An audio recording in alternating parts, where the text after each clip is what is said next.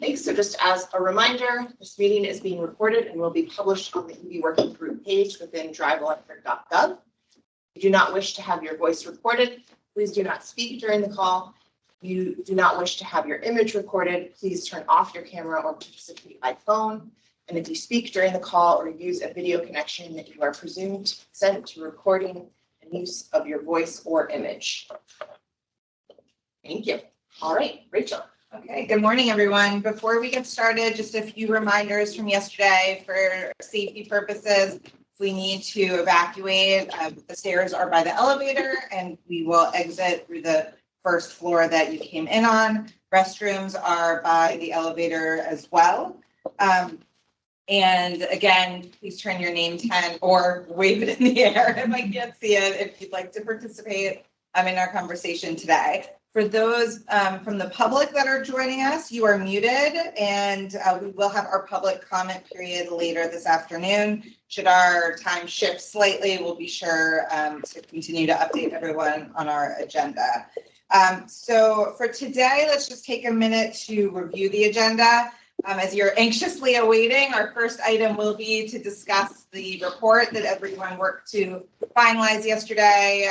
A new version was circulated this morning and is in huddle. We'll bring that up, and our discussion today will be to finalize it, but still give you an opportunity to kind of make sure your points are captured there, since we certainly don't want to lose anything unnecessarily through version control. But we'll talk through what the process looks like to finalize it so that we can vote on content and then just do our cleanup right after. The next portion, we'll move into hearing some technical presentations from some guests that will be joining us virtually. And then you have a big chunk of time before lunch to work as your subcommittees. We'll talk a little more about your assignment and what we're hoping that you'll be able to start to firm up in terms of direction, deliverables, next steps, things that can help with our milestone tracking that we discussed yesterday, and et cetera, even calendar-wise, if you have subcommittee meetings that you plan to schedule. After lunch, we'll then hear from you on everything that you have discussed in that focus of continuing to update each other. And then we'll hear from the public one more time before we start to wrap up in just 2 minutes. Any questions?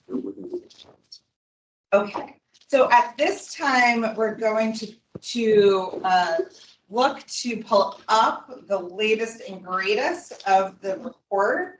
Thank you all again for your hard work yesterday, and if you reviewed it last night as well. So since we adjourned yesterday, thank you, Mark, for making a few contributions and edits. Thank you, Michael, for helping get this in our huddle space for everyone to see.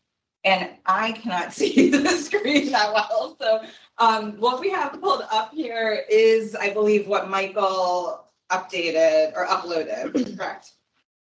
So Ruth was in the document this morning and added some grammatical edits as well. And then did you accept his changes? I worked off of Michael and Mark's version like at 5 this morning and just added some cleanup changes. Pretty like nothing substantive, but I don't know if it's in this version. It's not that, it doesn't have my edits in it. The one that has the edit should have that. Oh, I did a clean version. I worked in the clean version. Your clean Yeah, I version. worked in the clean version also. Right, from the clean, and then I added my initials onto that version. And then I Yeah. added a few. So that cleanups. should be, So so this pull up is the, version 1. It was your version. let's look up. So the one So that you, has if you look at MKD revisions plus MB MB, that should be the. that's, is the latest. So that's not the but one you to go worked to on. the So top. you did not, okay, so we just need to add Nadia's changes. Sorry if into I, that oh, one. maybe I What about on you? the wrong. I had version. one this morning, one grammatical issue. So any copy editing or grammatical issues, I'd like to suggest we table, because we do plan to go through a copy edit at the conclusion. So I thank everybody for their time in doing that. And we will look to match versions. But for our purposes, for our vote, we're going to focus on the content changes. And Rachel, is there anywhere you want to start in particular? Yeah, so thank you again for reviewing, for doing small edits. I know sometimes it's hard to stop yourself from doing those when you see them. So I really appreciate you guys doing that. We weren't able to provide that at the end of the day yesterday, just because we were doing this under a short timeline. So we wanted to really get the substance solidified. We would be happy to run this through a copy editor just to make sure that this is consistent and is a good reflection of the EV working group. So we can provide that. So I think just making sure that all of your edits are in here. If there are any substantive edits, not just copy edits, would like at this point to raise those. And if there's a sentence to add or anything to change, we have 30 minutes to walk through this and vote. Let's just quickly go through those item by item, and then make sure that everyone feels comfortable with it. And then at the end, take a vote. Does that sound good? And we'll make sure that we're taking good notes and that we're consolidating all the drafts after the fact. Is the voting process majority wins? Yes.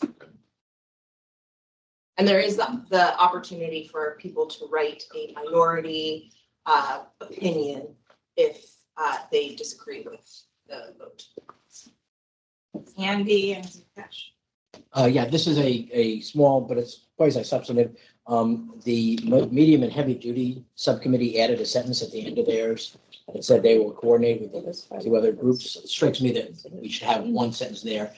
All three are going to coordinate with each other. It's not, that was, it's not really substantive, but it should apply to all three. Everybody wants to. Rakesh, Yeah, I'm sorry, I don't know which category these fall under, how substantial these are versus others, but I'll just mention these quickly. So in the opening section, first page, executive summary. We talk about this report highlighting the contributions of the EV working group. My thought was maybe we just talk of planned actions and contributions since we're just getting started. Highlights the way. I just don't want to claim that we. I think we actually edited that. That was one of the comments that you should look up in there. Just because it was the way it was worded was a little. See if this meets what you're suggesting. I was good with just saying planned actions and contributions rather than highlights the contribution because we are just getting started.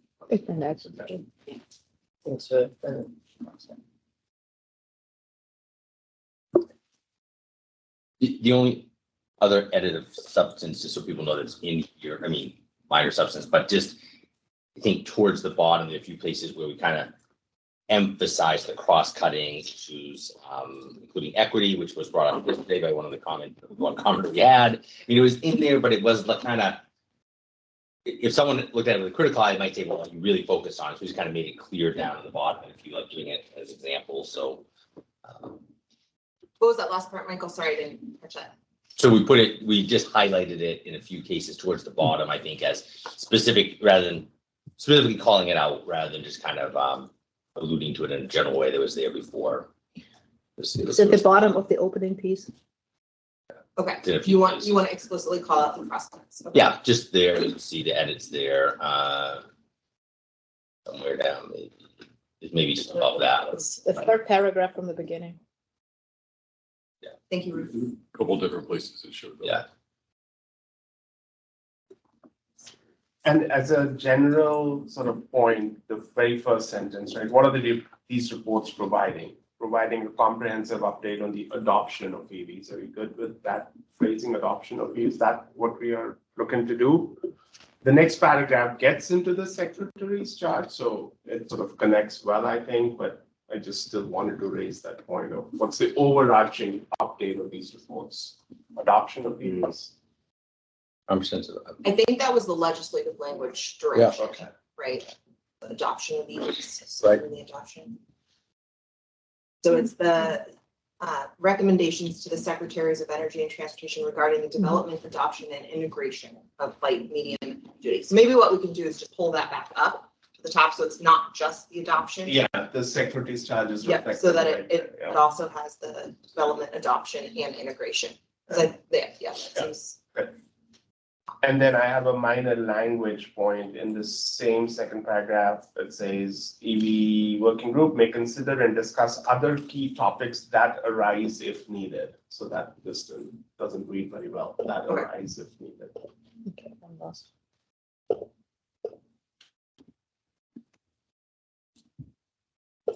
It's inevitable. We're going to talk about other things. No, my point is just the language, right, that arises. Yeah, that was the. Baseball scores.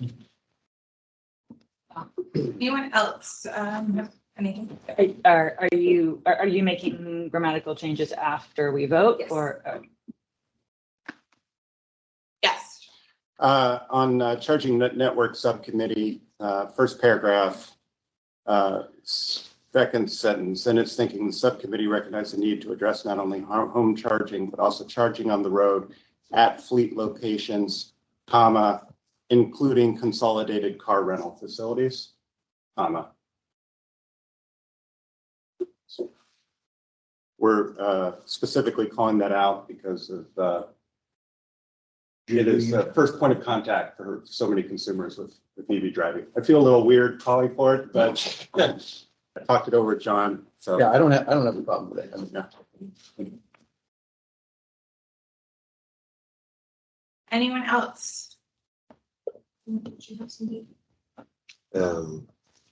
Rakesh, did you address the high power charging bit?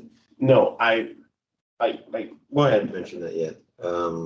Where did you think of adding that? It was, we want to change. Finally, and Yeah, we want to suggest a change. We added yesterday. it's in our section, the medium and heavy duty subcommittee section. second paragraph on page 5. Oh, yeah. In the section where it says, finally, the subcommittee will address hydrogen fuel cell electric vehicles.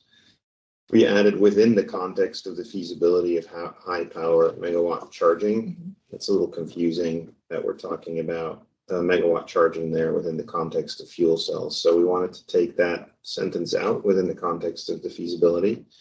Might be new for some of the other, Rakesh and I talked about this, and move that up towards, I think it was Rakesh's suggestion was it will develop recommendations to ensure alignment between government incentives and infrastructure, comma, including the feasibility of megawatt charging.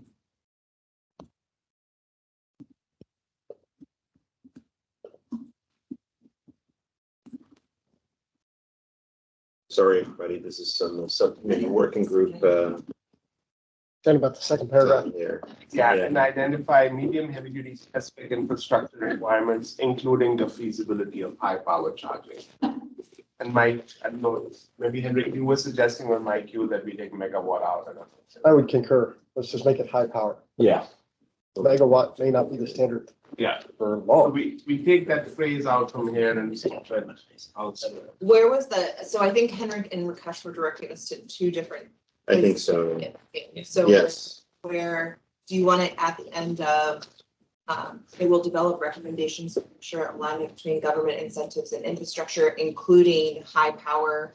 No, I think it was the next sentence, and identify medium and heavy duty specific infrastructure requirements, including high power The charging. feasibility of high power charging, or Yeah. Feasibility Yeah. of high power charging. Maybe you should say extremely high power. High power charging is at 150. Incredibly super duper high. Yeah. Ultra high power. What is That's the new term. I think ultra is a good word, actually. Okay. I think it's a term of art. Yeah. And then just remove that sentence from the other paragraph. Yep. Or the phrase, not the sentence. Paragraph, the phrase. Yeah. Good, Rachel? Yep. Thank you for entertaining Yeah. subcommittee on medium and heavy duty stuff there for a moment. As you know, the three. We're very closely collaborating. That's right. Thanks to everyone for being so engaged in this and driving to conclusion. It takes this iteration to get there, so I'm happy that we're able to do it in person and get it done. Any other edits?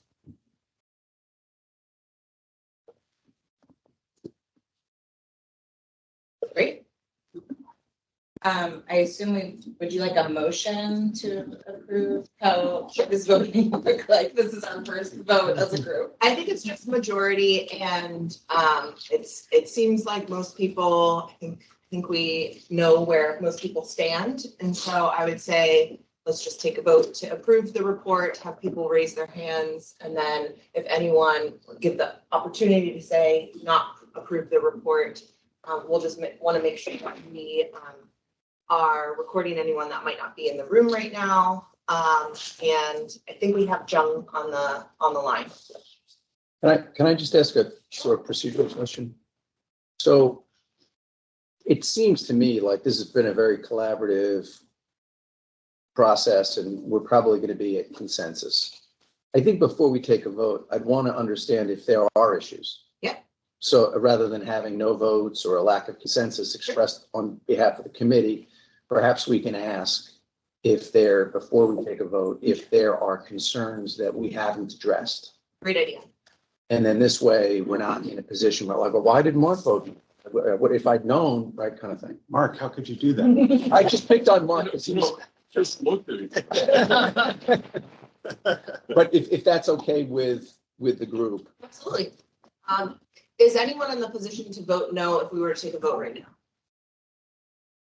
Are there any concerns that people want to raise that might have them leaning towards a no, but they'll still be a yes?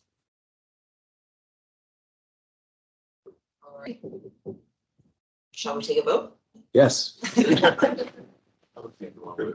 Some people might abstain from the majority. Yes. Is there anyone that would feel like they need to abstain from voting?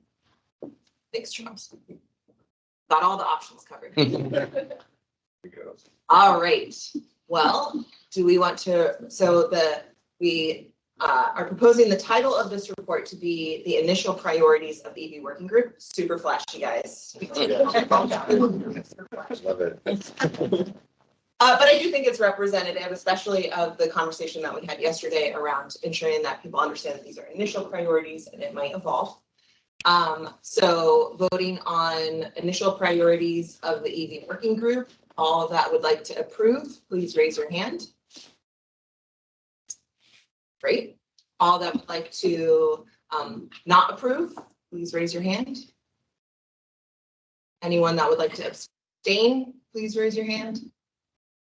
And anyone on the phone, we have John on the phone, that would like to verbally participate. He did raise his hand. Oh, he raised his hand. Yep, Great. I vote yes. Great. Thank you. Fantastic. Yep. Yeah. Great. Well, thank you very much. Congratulations. Yes.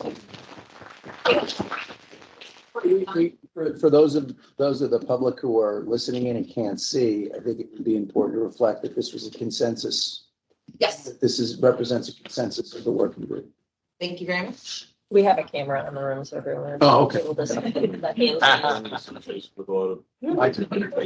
behavior. Yeah, I do this for a living. Talk about next steps, so you know when you'll see this report. It sounds to me like we'll make sure these edits were reflected, also anything from Nadia's comments to the clean version. And then Rachel will send it off to copy editing. Yep. And seek approval to post it on the website. And then I don't know if there's plans to promote or announce that the report is there, but we'll certainly let Does this get everybody know. published in the Federal Register or not? No, I don't think it is required to be published in the Federal Register. But we do have to deliver it to the committees that stood up the EV working group in the legislation. So that's to the Secretaries of Energy and Transportation, as well as the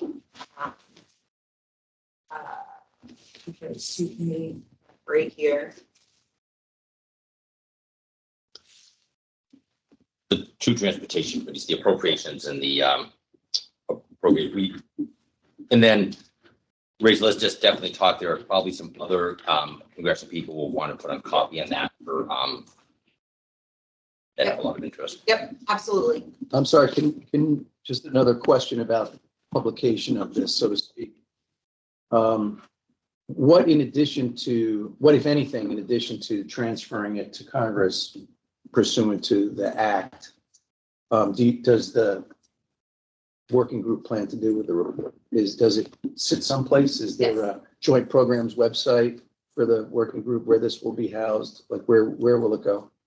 So we have the driveelectric.gov EV working group website. Yeah. So we plan to put it as a product on that website. Okay. So it will be linked. Again, we need to do the copy edit Yeah. and then make sure that we're giving advance notice to any of these committees, including the secretaries. It is just to confirm the Senate Commerce, Science and Transportation Committee, the Senate Appropriations Committee, the House Transportation and Infrastructure Committee, and the House Appropriations Committee are the four that we need to notify. So we will work with our legislative staff at DOT to make sure that it gets to them. And then we will notify all of you when the EV working group report is posted online so that you guys can also promote it and share with our broader networks on what the EV working group. I think that'll be really important to getting out there more information about where we plan to focus, right? And that will probably start conversations around, okay, now that we have these subcommittees focused on these things, people can start reaching out to us and seeing how we can coordinate across a broader state of stakeholders, not just within the membership. Are you going to be providing early comms to other agency stakeholders? Early comms meaning giving them a heads up. Between when you've provided to the secretaries and when you're putting it out publicly, yeah. Yes. So that they have notice. Yeah, I think anyone that has a seat on the EV working group will work with their agency comms teams to make sure that they know that this is being published, and probably the legislative teams as well. Yeah. Cool. Just and one comment we think about, I think as we all know, and I was thinking about your serpentine timeline the other we had. So a lot of wind up before kind of getting to the meat. We're going to think about that chart too, because I could open a little criticism like, why is it taking so long? But reality, it takes a long time. It took us a long time to get people going. Things are warming up. I think we have to be careful not to overplay, right? This is like initial structure, how we're doing, and I think to the degree that all of us are talking about the work we're doing can also relay. This is initial piece. I think someone reads it on its own by itself. I say 2 years, this is all you did, right? Whereas obviously, there's a lot of lead up that needed, and emphasize this is now the more detailed work is starting. It's a little caution on how we communicate it. Noted. Just a thought. I think this report is wonderful. I'm proud to attach my name to it, but I'm just the practical application of what good will come from this report. I think we're checking the box as required, and giving them giving Congress a good state of the art as to what the thoughts are on opportunities and obstacles for electric vehicles. For someone like me who's not immersed in the industry, but still, this is a very real world problem for local governments and for local electric utilities. And what would be even more, what are the odds that someone like me is going to actually read this report and digest it and take action items out of it? It's not a big likelihood. But if there were an appendix or a toolkit that was referenced, I mean, maybe the role of this group and the role of this report is not to provide that type of a practical, checklist for local governments to do, but maybe that's the joint office that would publish something like that. So I naively asked that question. Would it be appropriate to say, look forward to, a toolkit that will be attached as an appendix to an upcoming report for local utilities or for local governments or for other people who are going to be wrestling with, taking the recommendations and making them a reality?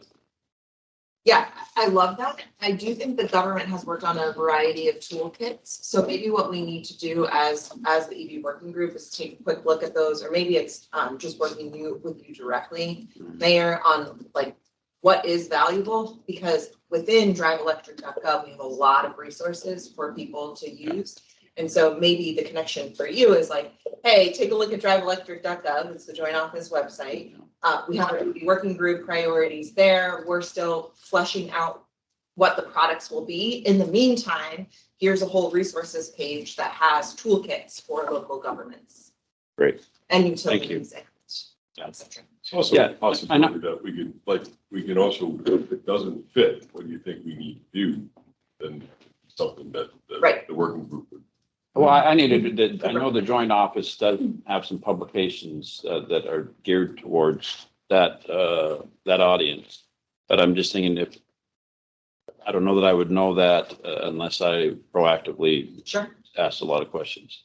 Perhaps we can do a presentation of the toolkits and some of the resources that we have at our fingertips, not just Joint Office. Joint Office is really an umbrella to pull in lots of different resources from other agencies as well. If we want to be one-stop shop on driveelectric.gov for the transition to electrification, but that doesn't necessarily mean that we author all of those resources. So maybe it's just a bit of a inventory of what exists right now.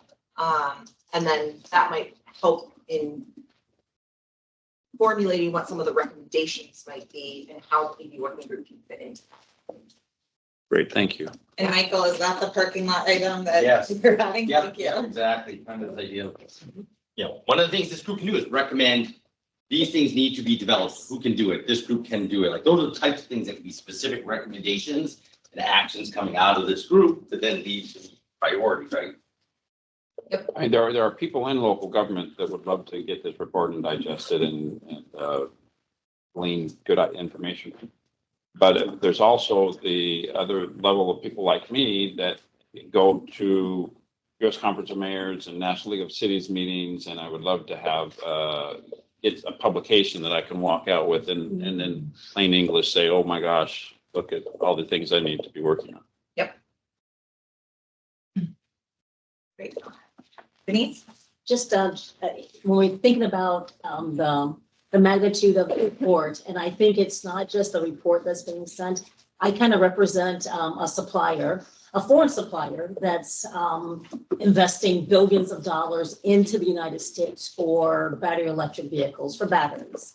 And the essence of the report says that the United States is committed to continue to provide the enablers for which that investment will be used.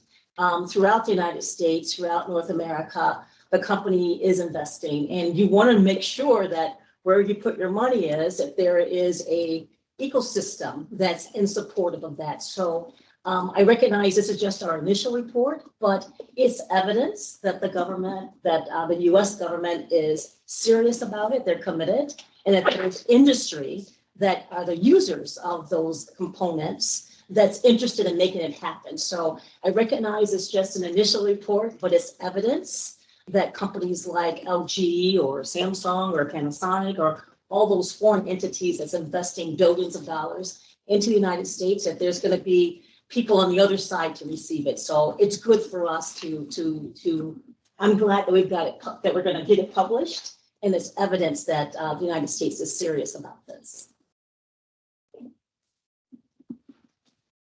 Thank you. Any final comments? Okay, well, congrats again, everyone. Stay tuned for updates, like we discussed, for when it'll be released.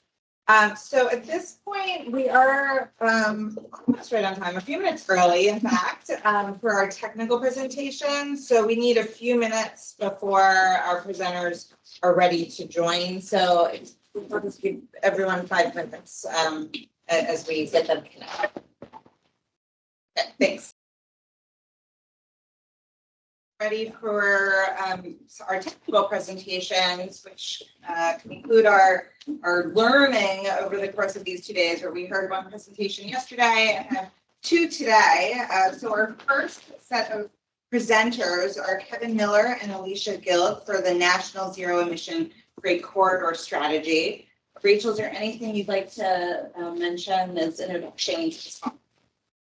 We're really excited to have this presentation. The medium and heavy duty freight, medium and heavy duty subcommittee have already gotten a little bit of a preview of this because it's very topical. However, we were not able to get feedback from the EV working group in that subcommittee because it wasn't a public space. So now we want to make sure that we are bringing this to the full team now that it's also published. I will note, and I'm sure the presenters, because they are awesome, Kevin and Alicia, Alicia from our Vehicle Technologies office and Kevin from the Joint office, worked really hard over this.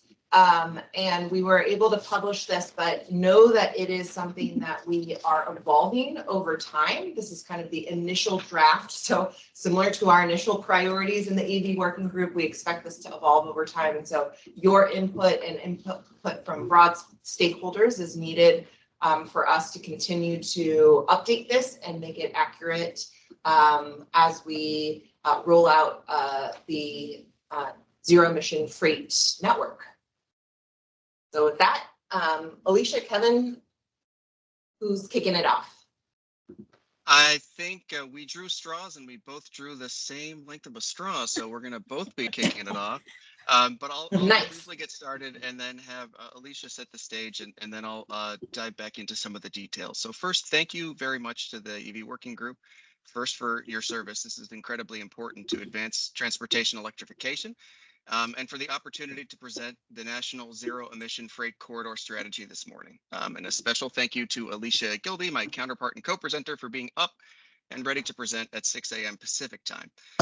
So I'm Kevin Miller. I am a senior advisor with the Joint Office of Energy and Transportation, and I had the privilege of being one of the many talented and dedicated individuals that contributed to the development of the National Zero Emission Freight Corridor Strategy, which was published at noon on March 12th, 2024. And this is the one personal note I'll give, and not to brag too much, but my wife gave birth to our daughter at 11:43 on March 12th, 2024, much to the joy and delight of myself, her two brothers, and the whole family. So that's the one piece. And if I do stumble, that's because I didn't sleep last night. So first,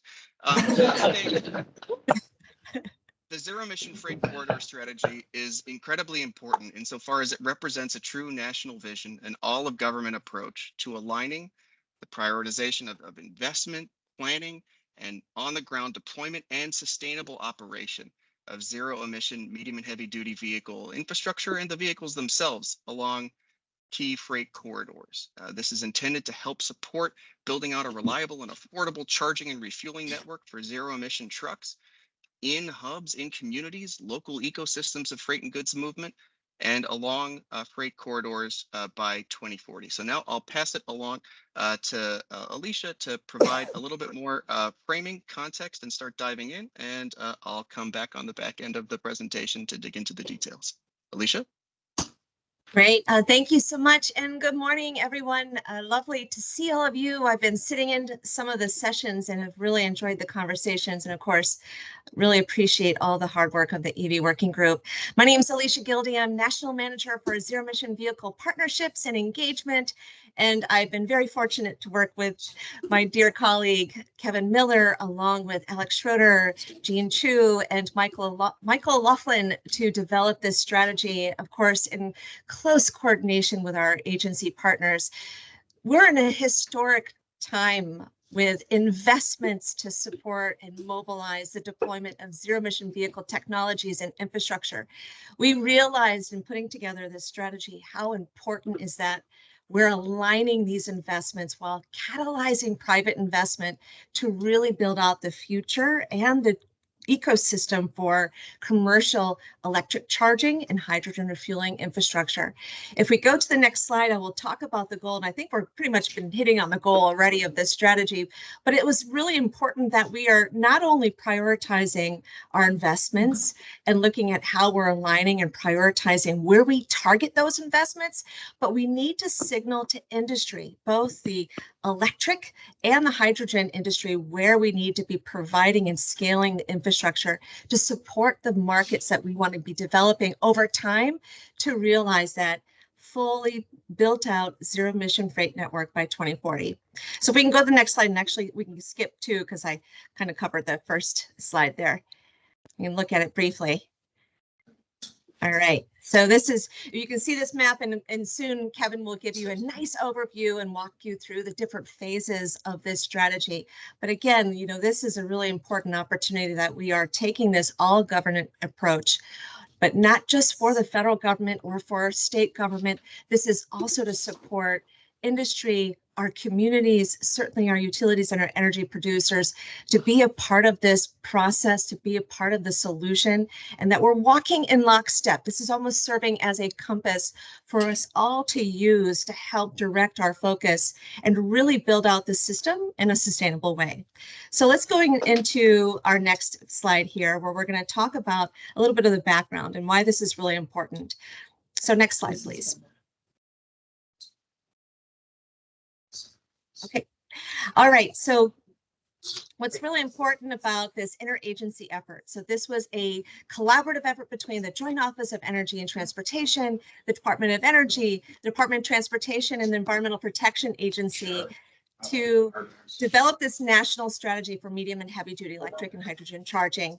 What was really important about this is, as we were developing this strategy, that we really needed to evaluate what were the key characteristics as we were to prioritize and understand where we needed to start first, where those launch factors were going to be, what are the critical deployment factors that we need to evaluate against in order for us to really understand where we need to go and what that development, what that growth looks like over time. And we realize, again, we can't build everywhere at once. We have to be smart. We have to be strategic. We need to be able to give the industry the ability to move in a pace that's going to support the build out of the industry. And so we looked at how we can prioritize and strategically sequence federal investments over time that will help us build out that national zero emission freight network. So if we go to the next slide. We're talking about our approach.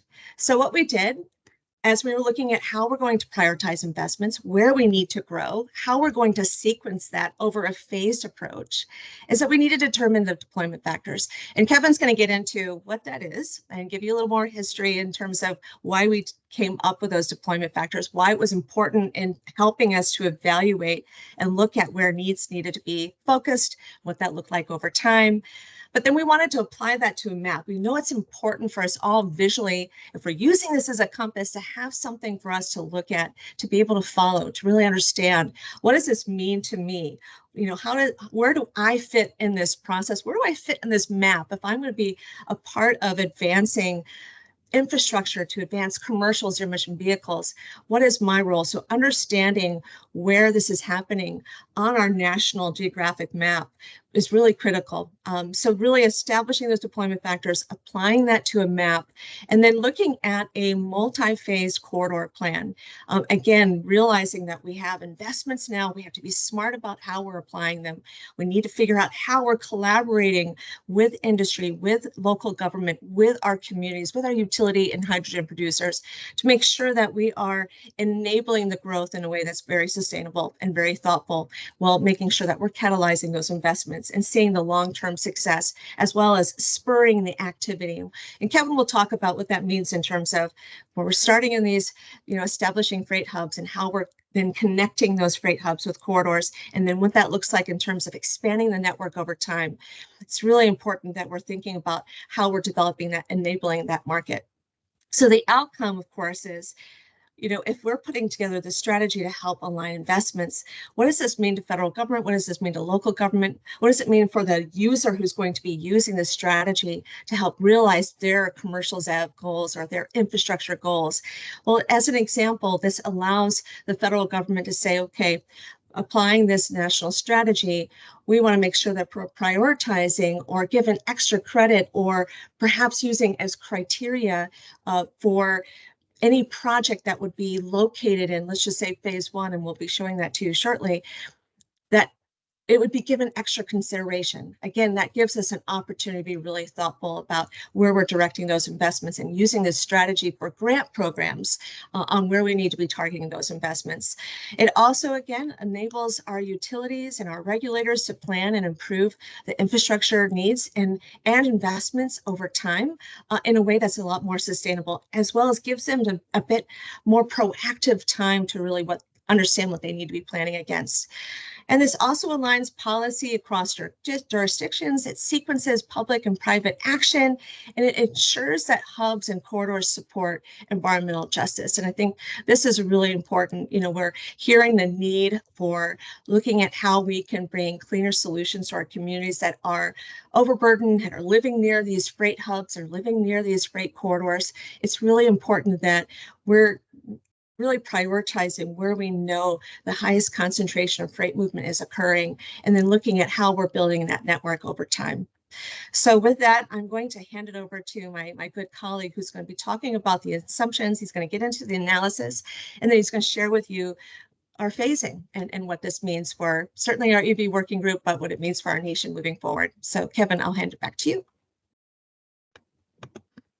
Thank you, Alicia, and thank you for setting the stage and the context. So if we could advance to the next slide, please. Sorry, and one more time. Didn't need interstitials. And so we wanted to flag what assumptions we made in developing this report to understand what we're taking as given and to show where we perceive the market to be so that we could build out from there while still maintaining that ambitious vision of achieving that end goal of a fully electric freight network and a fully, decarbonized freight network for zero emission freight by 2040. From the electric vehicle side, our assumptions are that fleets will adopt and are adopting medium and heavy duty vehicles with electric drivetrain in the immediate term right now and will be at an increasing clip. The types of fleets and use cases and duty cycles that are adopting and will adopt over time will reflect the technology readiness, the economics underlying the operation of the vehicles and the infrastructure, as well as meeting industry needs over time. So initially, we'll see primarily and initially a return to base and regional haul operations. But one of the key pieces that you'll see when we show the maps is that every prioritization that we're putting in place for local regional return to base operations also serves as a building block for that longer haul network across the board. We see initially supporting charging for vocations like school bus delivery and refuse. And these foundational steps and investments will not be ubiquitously developed over time. They'll reflect things like freight volumes, which we'll talk about when we walk through our analyses and the metrics we considered. These will be situationally dependent. So there isn't going to be a one size fits all approach. I think that that's one thing that's important to retain in the back of one's mind when you're thinking about freight, when you're thinking about fleets, is that no two fleets are the same, right? Their use cases, their duty cycles are unique. And making sure that we're able to provide a platform that enables fleets to adopt zero emission technologies as they go is important. So that was the baseline that we saw for electric vehicle charging. On the hydrogen side, we took as an assumption an initial predilection towards being located near hydrogen production, which can be spurred by investments such as last year's DOE hydrogen hubs, $7 billion investment in hubs around the nation. The progress of hydrogen and electric, right, will necessarily be different. The technologies are different and some of the use cases are going to be different. The zero emission freight corridor strategy takes a technology agnostic approach when it comes to zero emission fuels. So while primary utilization on hydrogen may be for point-to-point operations and longer distance routes, and that the phasing for that technology may be on a different time scale, depending on different parts of the country, use cases, et cetera, that's not something that we took into consideration in terms of creating different sets of priorities or requirements for hydrogen or electric vehicle charging. Our focus was to work backwards from the freight network, understanding those needs, understanding community needs, which we'll talk to in the next slide, and working backwards from there, understanding what we could achieve and what we need to achieve, not just to make this economical and beneficial for communities, freight operators, and environment in general, but also making sure that the overlapping energy and zero emission fuel markets were ready and developing on similar timescales to meet the transportation needs and to ensure achievement of our goals by 2040. So if we could advance to the next slide. So the metrics we considered, or our deployment factors, were used to work backwards from what was designated by the Federal Highway Administration. The Federal Highway Administration designated EV freight corridors, which looked at the National Highway Freight Network and identified the full picture of what that highway freight network was as essentially the blank canvas for how we're going to achieve zero emission freight locally, regionally, and around the country. What the zero emission freight corridor strategy then did is we applied these following deployment factors, these metrics, to that underlying map that was established and identified by the Federal Highway Administration to help us triage and prioritize and scale up advancement of zero emission freight use and technology and infrastructure deployment. So the metrics that we looked at were the highest percentage of freight volume along the National Highway Freight Network, so that over time, over the 4 phases that we'll talk through, which phases over time had a higher percentage volumes or highest percentage volumes of freight activity. So we looked at that from a corridor basis, but we also looked at it from a local and regional freight ecosystem basis, looking at the highest percentage of ports by annual tonnage, all intermodal freight facilities, and key truck service and parking facility locations. We also looked at the projected zero emission medium and heavy duty vehicle volumes, demonstrating better total cost of ownership compared to internal combustion engine trucks, such as early markets with first and last mile delivery, as you see on that slide, to help us narrow down and identify where we should launch from and where the glide path would be between now and 2040. We wanted to overlay with that, as Alicia laid out, a clear consideration of areas that bear disproportionate environmental and air quality burden from medium and heavy duty vehicle emissions. And we also wanted to make sure, overlaid on top of that, that we weren't just thinking about it in terms of where do trucks move, like where is the freight activity happening, where's the environmental benefit, but also where the vehicle's going to be. And so as proxies for that, we looked at states with policies to enable zero emission vehicle deployment, namely states that have adopted California's Advanced Clean Trucks Rule, and as well as on the ground planning efforts that are happening at the state, local, and regional level that have been supported through the Department of Energy's Commercial Zero Emission Vehicle Corridor Planning Grants. So using these factors, we gauge these metrics and we set them at different levels over 4 different phases to scale up from where the market is ready and actively launching now, where we need to support robust build out and help support triage targeted investments that will catalyze growth across the remaining 3 phases of the strategy. So if we could advance to the next slide. And one more. So these 4 phases, one back, there we go. All right, so the 4 phases of the strategy will support infrastructure deployment between now and 2040 to achieve ubiquitous freight and goods movement on zero emission fuels, by starting with phase 1, looking at key hubs, not just points, the points that I mentioned in the prior slide, intermodal freight facilities, key truck service parking locations, and ports, the highest ports by annual tonnage, but those broader ecosystems around them. So from those points, we took 100-mile radius to 150-mile radius over the course of the strategy's plans to consider and treat those as our priority zero emission freight hubs. These serve as the building blocks for phase 1 of the plan. We highlight both local, regional, and goods movement within those hubs, anywhere within those 100-mile radius economic and freight goods movement zones, as well as the key corridors along the National Highway Freight Network that fall within those hubs. Between now and 2027, phase one would be the current phase of the strategy, which then shifts into phase two, where we take those same hubs and start to connect those hubs with corridors, which really starts to serve as the building blocks towards national coast-to-coast networks. And we start to see those, which we'll show you in just a second. Phase three is where we start to amend the criteria, the deployment factors, to expand the number of zero-emission freight hubs that are included to reflect advancements in technology, economics of the operation. And in phase four, we see a true build out. So to make this not just words and talking heads, if we could shift 2 slides forward to put the maps on the screen, that would be great.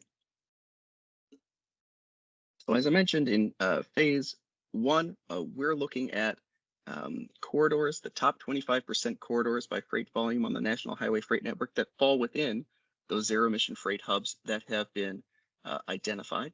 The top 40% ports by freight tonnage, intermodal freight facilities, as well as ones that are in the EPA's Green Book for particulate emissions, and that also align with our other criteria. We start to see the beginning footprints of corridors, which reflect activity that's already happening today and is ready to happen and is currently being announced. So if we could move on to phase two, I mentioned this is where we take the same underlying zero-emission freight hubs. One slide back, thank you. And we start to see the development of coast-to-coast corridors along Interstate 80, along I-10 in the south, from north to south on the west coast on I-5, and on the east coast on I-95. We also see the beginnings of additional coast-to-coast networks along I-70. We see connecting corridors along 40, and this really starts to build out that longer haul capability while still ensuring that we're meeting the market where it is and helping it advance and helping to provide a vision for electric and hydrogen industries to understand where their zero emission fuel efforts for planning, development, and execution should be focused to help meet freight needs where they are and where they will be. And then if we could advance to phase three, we start to expand the number of zero emission freight hubs and expand the number of connecting corridors in 2030. This reflects a relaxation of the deployment factor for states that have adopted the Advanced Clean Trucks rule, understanding commitments that have been made by the auto industry will truly begin to scale up, spin up their capacity to deliver on these vehicles. So this provides more certainty in having access to the vehicles around the country and in many communities, and leading up to phase four, where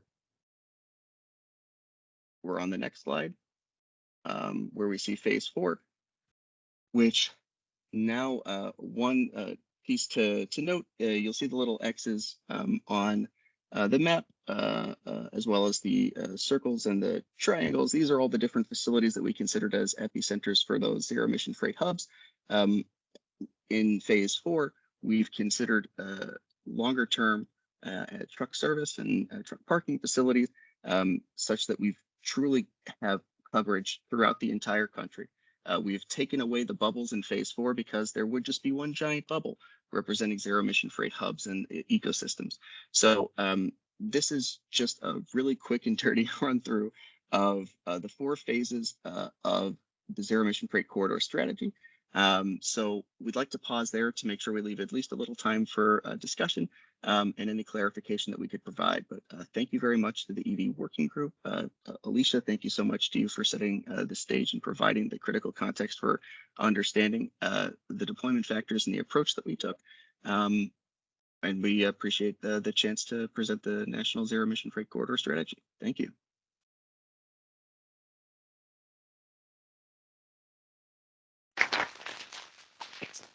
Thank you, Kevin and Alicia. I'll turn to the working group members. If anyone has a question or a comment, feel free to turn your name 10. Rakesh and then Cassie. Go ahead. Yeah, thanks Alicia and Kevin for this important work and for sharing the update with us. This was announced a few weeks back, and then last week we also had the announcement from EPA regarding the greenhouse gas phase 3 rules with certain percentages for zero emission vehicles over time. So the question I have is between the zero emission freight corridor strategy and the EPA regulation, is there alignment in terms of ideally this should precede the regulation infrastructure you would want to be ready before or at least just in time? And has that analysis been done? And maybe that's a question for you or also for David or any other member who can maybe comment on that. And what analysis is there to maybe support that? I think I'll say two quick pieces and then maybe allow for others to jump in, Alicia or others involved on the working group. That I'd say we don't intend to be in a position to speak for the EPA's own analysis. But one of the things I do want to represent is that and at the point that Rachel made, it's incredibly important to appreciate that this is intended to be a living document that evolved over time to meet changing needs, market activity. And it's one in which continued and ongoing engagement is being planned for and is expected, so that as market needs shift, as trends change, we can ensure that the overall strategy remains the same, but perhaps the way that it's expressed change to ensure that we still meet our end goals. So the deployment factors that we identified are what they are, but over time, as it is necessary to adapt and evolve, we'll be in an enviable position to do so, to ensure that the tactics that we employ and the policies and positions that it support and the signals it sends to the market are consistent. And just referring to the heavy duty phase 3 rule, this work is referenced in there. It was shared in advance. It was incorporated and is part of the assessment that was made to determine the phase in and rates. So you can see there's coordination between EPA and the joint office in this report and the rule. So is there any analysis, David, to just support that this type of network expansion, the percentages of CEV are achievable or feasible? Yes, that work was folded in there. A lot of sources, of course, but this is referenced. And I think if you look at both, you can see that there's pretty good alignment between them. Yes, I can also say that when they talked about the phases going through there, explicitly the analytical team looked at, so for those that don't know, the EPA regulation has buckets of trucks, right? And so there's, from lighter duty type vehicles all the way up through class, 7 and then day cab sleeper. So, and they recognize that there's going to be different penetrations of different technologies over time in each one, right? Some will be those buckets and those penetration rates were explicitly looked at and used as we modeled this as well. So both ways to look at how will electrification spread out? That will start with vehicles that are more cost effective. The other piece that was overlaid with that, both here and what we heard from EPA, was the total cost of ownership by segment, like looking at the NREL report. So we know that its total cost of ownership will be at cost parity much sooner for a class 4 light local delivery. Therefore, it will likely have a much higher penetration of an EV in earlier years, and as the regulation kind of in there. But while there's, be clear, many ways any given manufacturer can comply with the regulation, there's no one standard way. And but if you kind of look at some example ways that the agency modeled, you have later in there those tractors that kind of could be in there. So that's factored in this idea that the long haul, the long corridors will be later in time. Thank you. Thank you. Cassie, Dean. Thanks so much for the presentation. This is really helpful, and congratulations on the release of the strategy. A question I have is, For the phase one in particular, I imagine there's going to need to be significant coordination with state and local governments and others in the local areas where the first round of freight hubs are going to be. I'm wondering if you can chat a little bit about what recommendations there are in the strategy or initial thoughts from the joint office on how best to engage the local markets and to help achieve phase one. Thank you for the great question, Cassie. I think that the report includes detail about where, how, and when prioritization will be given to send clear signals that can be interpreted by a variety of different actors, right? From state and local governments, from you know, a utility or a hydrogen planning perspective, to ensure that these inputs can be taken into consideration to help advance and inform those efforts, to clearly identify that the freight decarbonization is coming, is real, and will have implications for the zero emission fuel sectors. So we first and foremost wanted to ensure that what we provided up front was a clear signal visually, as well as with justification for how we achieved that through our analysis and which metrics we considered. So we wanted to make sure we got that out first. And we intend to continue to engage with state and local governments, other entities across jurisdictions regionally, to ensure that we can provide support for how to interpret these. The report itself identifies that any entity that is interested in understanding how to interpret and apply the zero emission freight corridor strategy can and should reach out to the Joint Office of Energy and Transportation. And we're working closely with our colleagues, counterparts, and compatriots in the Department of Energy, Department of Transportation, EPA, and across government entirely to ensure that this can be used, useful, effective, and help achieve scaled growth in zero emission freight. Alicia, I don't know if you have other thoughts about the applicability or how partners can leverage this strategy. Absolutely. And I will say, Cassie, really good question. The good news is that we're already making progress with phase one. We're already in the process of kind of evaluating what's happening in these freight hubs. And the good news is there's a lot of great activity and aligns very nicely with phase one of our strategy. Kevin and the team, we're hearing from folks, okay, this is great. We got your strategy. What's next? We're going to be working very closely across different stakeholder groups to develop that implementation plan so that everyone feels sourced, supported, and ready to go in terms of how they can use this strategy to support their own respective needs. So yes, we've allowed the strategy to breathe a little bit. We've been presenting to folks, getting them familiar with the strategy. Now we realize how important it is to move forward with implementation. And that's going to be our next big step, as well as making sure that we're working closely with all of you, working closely with the industry, working closely with local government to make sure that we're continuously perfecting the strategy, right? We worked with a set of data that we had available to really help us be smart and strategic with this first edition of this strategy. But with all the data that's out there and the folks that we're talking about how to better inform the strategy to really help us focus on development and where we need to go over time, this strategy is going to get better and better over time. So we look forward to working with all of you to help make it better, at the same time to help us effectively implement it so that we are truly using this as a guide and walking in lockstep to move our nation forward toward this zero emission freight network by 2040.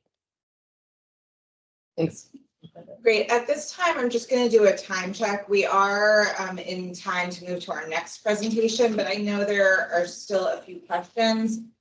For those with questions, can we collect your questions and take this offline just due to keeping our agenda on time? Is that okay? Everybody have that? As I get the stink eye. Great. Well, Alicia and Kevin, there's quite a lot of interest here. We thank you for your time today, and I suspect we'll be in touch. And thank you again for your time. Thank you. Thanks, everyone. Thank you very much. Thanks, Kevin. All right. Thanks, Alicia. All right. Thanks, everyone. So to keep us on task here, we're going to move to our next presentation on cybersecurity. And our speakers online, Sarah. Yeah, hey, Sarah and Brendan, could you do a quick audio check? Yes, absolutely. Hello, good morning, everyone. Good morning. Okay. In just a moment to make sure I've got a presentation. Okay, we are ready. Okay, great. Well, like I said, good morning, everyone. My name is Sarah Heipel. I work at the Joint Office of Energy and Transportation, and I serve as the Program Manager for Standards, Reliability, and Cybersecurity. Brendan is our principal on cyber, and I'll give him a moment to introduce himself. Hi, everyone. I'm Brendan Harris. So I'm at the DOT Volpe Center up in Cambridge, Massachusetts, where I've supported a number of transportation cybersecurity efforts in the last 15 years or so, and thrilled to be supporting Sarah and the Joint Office in securing the electric vehicle charging infrastructure. Great. So today I will provide the presentation, and then Brendan and I will be available to answer questions at the end. Please let us know what you have. Next slide, please, Sarah. Perfect. So you're familiar with the mission of the Joint Office to accelerate an electrified transportation system that is affordable, convenient, equitable, reliable, and safe. Next slide, please. But what about cyber? So I feel like cybersecurity is not often discussed until there's some type of flag event in the news or a report is released. It's usually in the way of being frightening, to be frank. And what we want to do is change that, not just for ourselves and our implementation of cybersecurity, but so that everyone who rides and drives electric can trust the system and feel safe.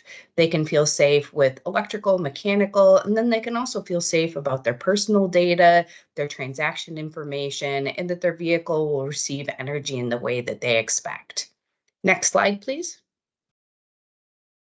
There is a lot happening within the electric vehicle infrastructure. So the charging infrastructure itself being public facing is an important aspect of this. And there's a high level of connectivity with this public facing of the electric vehicle service equipment, creating opportunity and motive for many potential malicious actors with a different level of sophistication and objectives. These threats vary in sophistication from vandalism, bored teenagers, to financial and organized crime, to tracking, foreign intelligence, and critical infrastructure disruption or nation state threats. We want to ensure that we are accounting for all of these. We'll talk more about our activities as we go within this presentation. One thing I want to say to sort of lay the table right now is that we're looking at all these vectors, whether they're behind the equipment, they're in front of the equipment, they're the consumers interacting with the equipment. We're mapping those vectors out for our own understanding, as well as a synthesis across the private sector for buy-in of prioritizing threats and being able to mitigate them. Next slide, please. So just discussed, there's a lot happening, and it is challenging at times to summarize what the activities of cybersecurity are across the ecosystem of electric vehicle charging. That's not because they're in a place of discontinuity or confusing. It's just because there are so many that it would take presentations of presentations to get them all in there. So what I want to do is summarize some of the high-level activities and discuss more how we're talking amongst ourselves as the federal government and with the private sector. We can see the Executive Office of the President has established and convened cross-sector electric vehicle charging security working group with other industry and federal stakeholders. This serves as a bit of a broad umbrella approach to pulling in the agencies required, as well as specialty training and understanding through the private sector. We are participating heavily in that. From the Joint Office perspective, we'll talk more on, as I mentioned, on our activities and how we act as the center of gravity around electric vehicle service equipment security, but specifically this year, in 2023, we issued sample cybersecurity procurement language that states can use for their grants and for their recipients to have a formal structure of what cybersecurity requirements and expectations are. This is to augment what we call the CFR 680, which is the regulation that stands up the requirements for the electric vehicle service equipment to receive federal funding. Now, the Joint Offices also work to integrate our existing cybersecurity program with those in the other offices. Those other offices include CSER and the Vehicle Technology Office, as well as ONCD, as mentioned above, and a number of other players. Next slide, please. Our guiding principles for cyber activity, as I mentioned, are to become the gravity around coordinating federal cybersecurity efforts. We work to collaborate proactively. We are building with all the implementers and deployers out there. I'll definitely give a plug for how you can participate and your companies can participate going forward as we go. But this private sector, public sector crossing is very important for cybersecurity excellence and hygiene. So it's something we're focused on as we attempt to match the urgency of the private sector. Those EVSE original manufacturers and network operators are really working at full speed right now to try to get equipment deployed quickly, safely, reliably as they can. And we are also working around the clock to work with them. We are helping to execute these projects and move them as quickly as we can into the realm of the private sector. So what we help and pin up, we want to transfer rapidly to the private sector. And we are working across with everyone to get this executed together. Next slide, please. Okay, so how are we doing it? This isn't in any way a knock on other agencies or departments within the federal government. It's simply a framing of what our perspective is. We talk a lot about technology readiness levels on my team, and that is to say that the technology readiness level that the Joint Office is focused on is technology readiness level now. It is things that are being deployed right now. It's also equipment that's been deployed that federal funding didn't cover, but we're still here to help. We still want to make sure that everybody has an opportunity to ride and drive electric, regardless if the equipment was procured through a process of federal funding. So we've situated ourselves into this agile methodology. Many members of my team have come directly from the private sector to serve at this time. So we have deep hands-on experience in developing and deploying infrastructure, cybersecurity, software, firmware, kind of everything. And we're bringing what we've learned in the private sector to bear in this methodology we're determining for cybersecurity.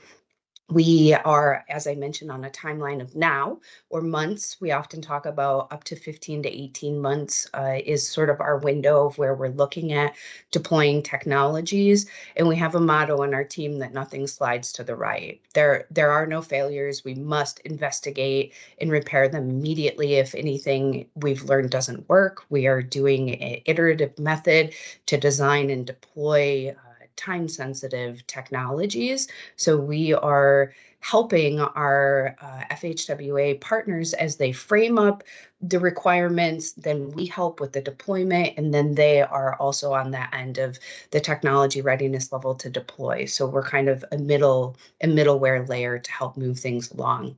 Next slide, please. Great. So as I mentioned, we're guiding the states when they would like. It's a optional. We'll talk more. We have the procurement language. We'll talk more about additional states guidance that we can provide. We are analyzing these complex multi-stakeholder arrangements and situations to understand who, like I like to say, the nouns and verbs. So what actors are involved in a cybersecurity ecosystem and what their actions are in order to execute, and secure. And then we coordinate those nouns and verbs across a multi-sector. If you could go to the next slide, please. All right, here's the exciting part. What are we actually doing? So we are giving continual pings for the procurement language because it is very helpful when you look at the regulatory. It points somewhat broadly to cybersecurity using standard and best practices, but we need to get very specific. Those of you in the private sector who have deployed technology know that it comes to every detail. It is quite actually every user story, every bit of code that's committed. And we need uniformity, not just for standards and reliability, but within cybersecurity as well. So we provided this procurement guidance to the states across all vectors within the CFR as determined, from identity to how to configure, accepting payments, communication, and physical security as well. This, as I mentioned, has already been deployed in 2023. And if you're interested, you can check out the Drive Electric website and obtain these clauses. They're interesting and important for suppliers as well, so that conformance can be met and there will be no surprises. We can share expectations around what security framework looks like. Next slide, please. Okay, so one of our activities that we are undertaking now is an incident reporting framework. This is a two-part activity. First, we were seeking to understand where incident reporting would be required, at what level. Is that the supplier level? Is it at the state level? Is it in a federal level? Is it across these sectors? And once we understand where incident reporting needs to occur at, we will develop the incident reporting frameworks and provide them to all of the actors within the system so that we can have coherent expectations of what would happen should an incident occur and how we would respond to it and what recovering from that incident would look like. Next slide, please. Okay, my favorite is plug and charge. So we all probably have heard, the buzz of you just plug it in and it works. And I will save myself from going too far into the weeds on what that means. But effectively, you exchange these digital certificates amongst each other, whether it's the vehicle, the supply equipment, those who hold the contract with the customer in within the payment system. That needs to be done securely and it needs to be interoperable with all suppliers. So theoretically, you should be able to drive your vehicle to any charging station, plug it in, it charges, you can trust it. That is years worth of work on the back end. And we are getting there. The private sector is getting there. And we're helping to bring a uniformity and ideally a universality to this implementation. So we have put a lot of work in plug and charge or public key infrastructure, and we will continue to do so. Next slide, please.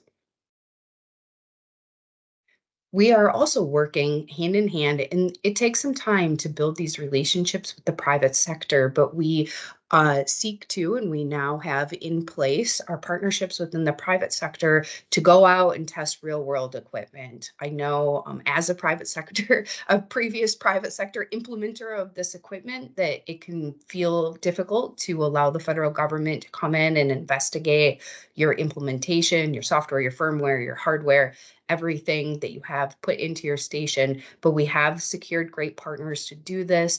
This is in a deep trusting situation where we will take those learnings, abstract away any supplier information, but provide the learnings back to the private sector in terms of standard and best practices that we can use to mitigate strategies in a uniform way across the industry. So we're getting out into the field shortly. We believe it'll be about 2 weeks to start the activity of investigating the equipment with our partners, and we will look to provide those lessons back to the private sector shortly.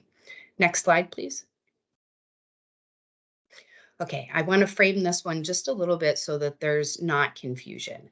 We have the ability within you're all in a convening right now, and you know how much work it took to get there because we have to be concerned with FACA violations. There is a pathway for critical infrastructure partnership advisory councils around any infrastructure that's been deemed critical.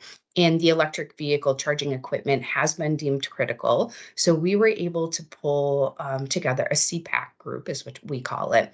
That CPAC group is, again, a cross-sector representation of deep cybersecurity experts. It is those people within the private sector who are implementing or overseeing the implementation of cybersecurity at their companies.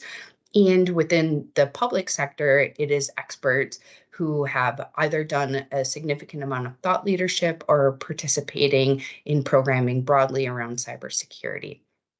In October, we convened this CPAC group in DC, and we took their learnings. So to convene the CPAC group means that we're able to hear from members, particularly of the private sector, what their biggest concerns for cybersecurity are. We know, being cybersecurity experts, that there's not a great EVSE framework for cybersecurity. There is not an existing place within the private sector where you can disclose, where you can safely, on the EVSE side, where you can safely disclose vulnerabilities, work together to deploy patches, et cetera. So there are some gaps. And when we brought in these private sector experts, we took their gaps, we prioritized them, affinity group prioritized, and honestly, we just got to work on them. So from that CPAC convening, we now have 4 new line items of work, and we will be reconvening our CPAC group, which is an area that your companies can participate in. We'll be reconvening that CPAC group on the 11th, actually, of this month to share out what our activities are. They are, as you can see, our top priorities from the CPAC group were a common reference architecture, security assessment tools. We'll talk more about that, professional development, vulnerability reporting and disclosure. The one I'll cover before we move on is the common reference architecture. He hasn't joined us today, but I have another principal on my staff named DJ, who will be the principal architect of developing this architecture. He hails from NIST, and he's very technically sound. So we have put together already a number of different takes on the broad infrastructure architecture, what that looks like from those nouns, those verbs, those activities, the vectors that happen between them.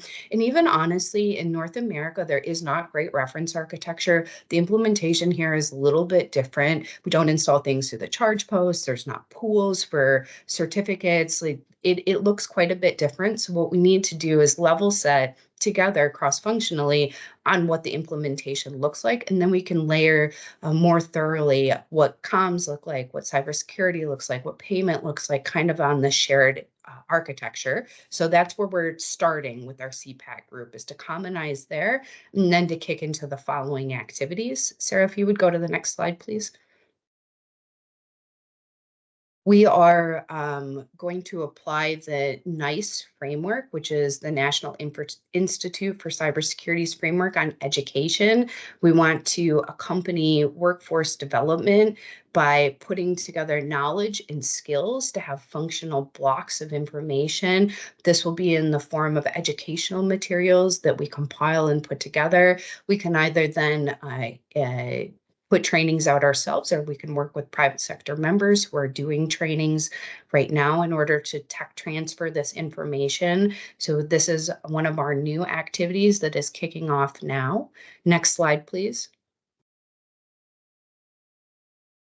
We have another activity within the Joint Office on having an open source deployment with the Linux Energy Foundation, with the Linux Foundation Energy. We are going to double efforts here by taking that deployment and wrapping together security tools. There are tools similar to penetration testing that exist, that are available, but we want to identify EVSE specific implementations of pen testing and then wrap that into open source so that you can have the open source deployment and your security built in. Next slide, please. And importantly, similar to the procurement language, we need to provide a deeper privacy framework, privacy requirements framework, to help support CFR 680 and the requirements behind the electric vehicle service equipment. It does say broadly that they must, suppliers must take reasonable measure, but what does reasonable measure mean? There's quite a lot in terms of policy, data, infrastructure, cybersecurity that all come into what privacy is. So we will help to build that framework cross-functionally again, and then have the states or other implementers understand and be aligned with this framework so that customers and everyone who rides and drives electric can have a reasonable expectance of their privacy, not only of their financial data, but also of their personally identifiable information. Next slide, please.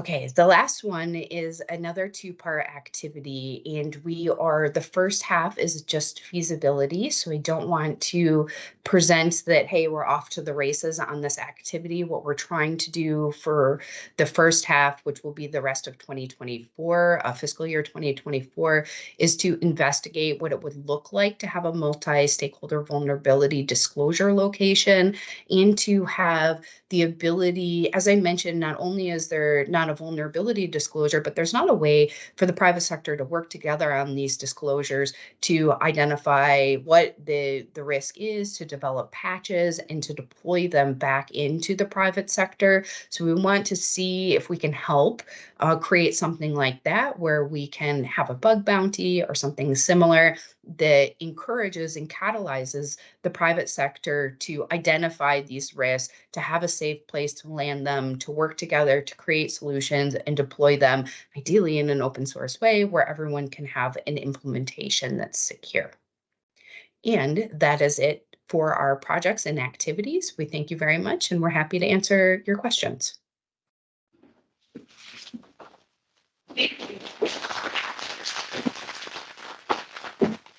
Lots of questions here, so we'll keep an eye on time, try to spend around 5 minutes to get through as many as we can. Laura, John, Andy, that's where we'll start. Well, thank you so much for the presentation. I'm Laura Chase with ITS America, so Intelligent Transportation. This is really helpful. I have a comment and a couple questions. One comment is that, my membership, we provided recommendations on how to strengthen some of the security requirements around the NEVI program back in August. And I'd love to share that with you, as some of them may have already been or are in the process of being updated by the work that you're doing. So I'd love to just share that with you. Secondly, I'd love to understand how, perhaps you said that members can participate, or folks can participate in your upcoming meeting. I'd love to figure out how some of my members could participate in that. And then the third is just a question regarding the vulnerable, the sort of safe community for vulnerable assessments or reporting.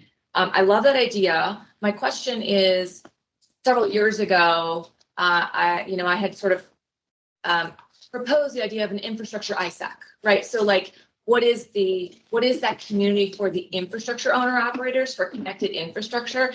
And it's kind of a big concept, so it's never taken off, but I'm wondering if you talked a lot about how the private sector can use this for vulnerability reporting, but what is the opportunity for the IOOs for connected infrastructure, particularly with regard to electric vehicle charging? These are great comments and questions. So we would love to see your suggestions.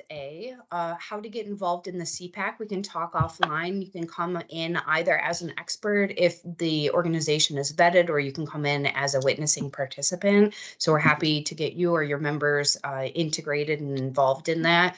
The third, yes, I also have been waiting for an ISAC to come into being from my time in the private sector. I was always meddling with auto ISAC and like, can you expand this to EVSE? We've discussed this, Brendan and I, and sort of our whole team several times, of how can we catalyze this, but we as the federal government can't own it, right, in perpetuity. We can't own it, and we can't fund it in perpetuity. We can't manage it. We really do need the private sector to come in and take this on and have a place to land these vulnerabilities. I think what we want to offer potentially in this feasibility study is, how can we get the mechanism going? How can we get people used to landing vulnerabilities, working together, releasing patches, and ideally then it is taken up by the private sector and owned. But honestly, if the private sector scooped us on this, that would be great. And we would be happy to help and support. But until they do that, this is our getting everyone used to the idea activity. Thanks, Sarah. Great, thank you. Yeah. I might extend that a little bit and say what part of the incident reporting project that we're working on, we've been talking with Auto ISAC, Multi-State ISAC, Financial Services ISAC, and the National Council of ISACs to try and identify kind of how this very intersectional technology works and what the best structure, if it exists within the existing ISAC community, exists. So that is one of the things we're actively interested in. And I think I welcome the conversation more with our ITS stakeholders because I do see EVSE as like an extension of that ecosystem as well. So happy to talk more. Thank you. John? Yeah, so John Bozzella with the auto industry. First, I just want to thank you both because it'll amen to everything that you laid out. This is so critically important. Everything in this space starts with trust. So first, appreciation for your sense of urgency and how quickly you're moving and thinking about it in that sense. I love the threats and vulnerabilities sharing idea. I was an early supporter of what became the Auto ISAC. So, whatever we need to do to plug into that, agree with Laura, infrastructure ISAC, Auto ISAC, it needs to be something the private sector ultimately takes control over. But what I love about what you're doing is you're not waiting. So thanks for that. Also, just a note of appreciation and, let's keep focused on privacy as well, right? Because that's another element of trust from an auto industry perspective. You both know we've developed a set of principles related to personally identifiable information and how we treat it, in the auto ecosystem. And so obviously now as we plug in, we have to make sure that those principles are extended in some way. And so, this is another big element of trust. So both security, of the systems as well as protection of personally identifiable information is critically important. I want to make sure that we're doing what we need to do as an EV working group to support the work. And so I hope we can continue this dialogue. And those of us who are part of the private sector side of this, are able to, help support your work. So thank you. Great. Andy, then Crystal. Yeah, I echo what John said on every score. And I would just urge us, one possibility of this working group to do is recommend the creation of an ISAC, cross-cutting ISAC. That occurred to me. And I just want to put on the table the vulnerabilities that exist during the servicing of these vehicles is one that often is forgotten about, and that there is cyber risk and privacy risk.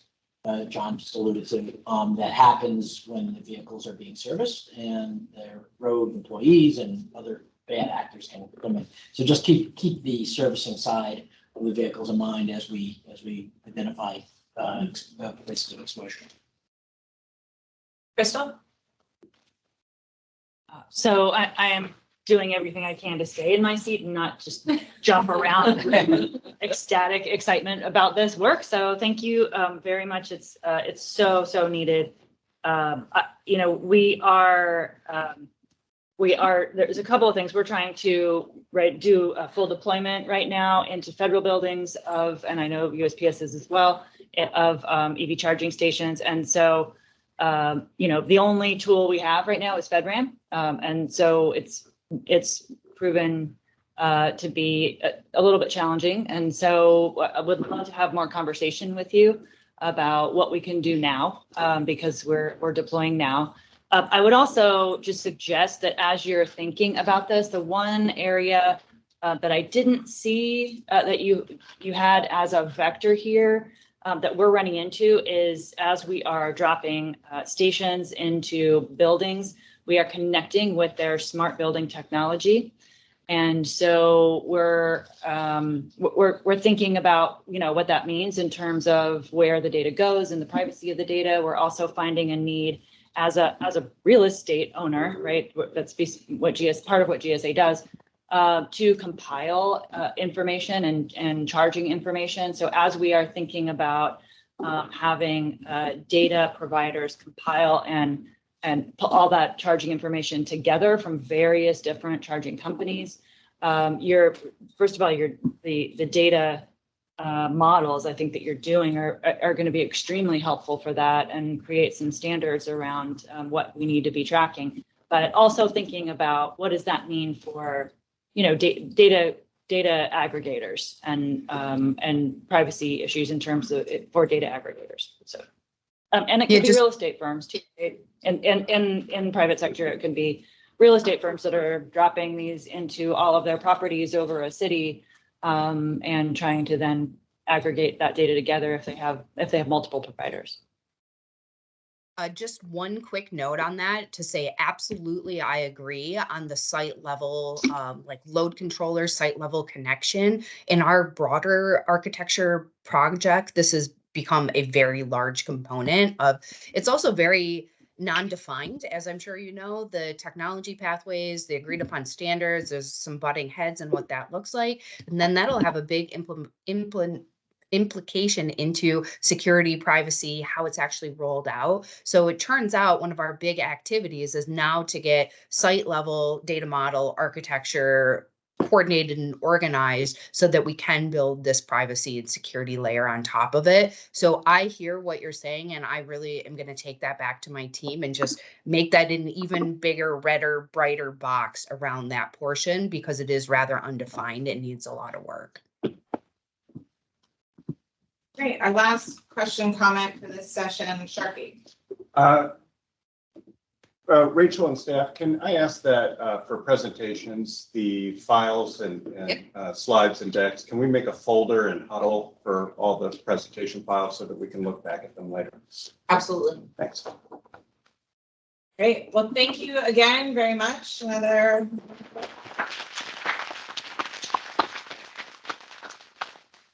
We appreciate your time. Thank you. Thanks, Sarah and Brendan. Bye-bye. Great. Thanks, everyone. Again, if we had to cut anyone's questions short, feel free to send them to us, and I think we'll share and incorporate into our meeting notes. Luckily, we got those guys on retainer, so both the zero emission freight folks and the cyber folks. Okay, so now we're just going to preview what you should be thinking about in your subcommittee breakouts. Then we'll have a short little break while you reconvene in some of our conference rooms to spend the rest of the morning together.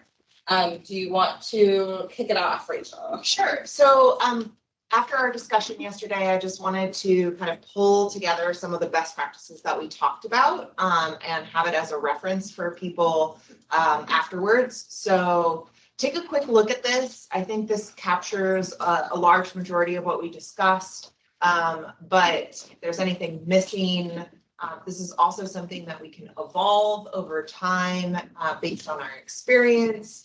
But overall, I think we want to be as transparent as possible with the subcommittee activities so that other members can participate as appropriate as they find interest in doing so.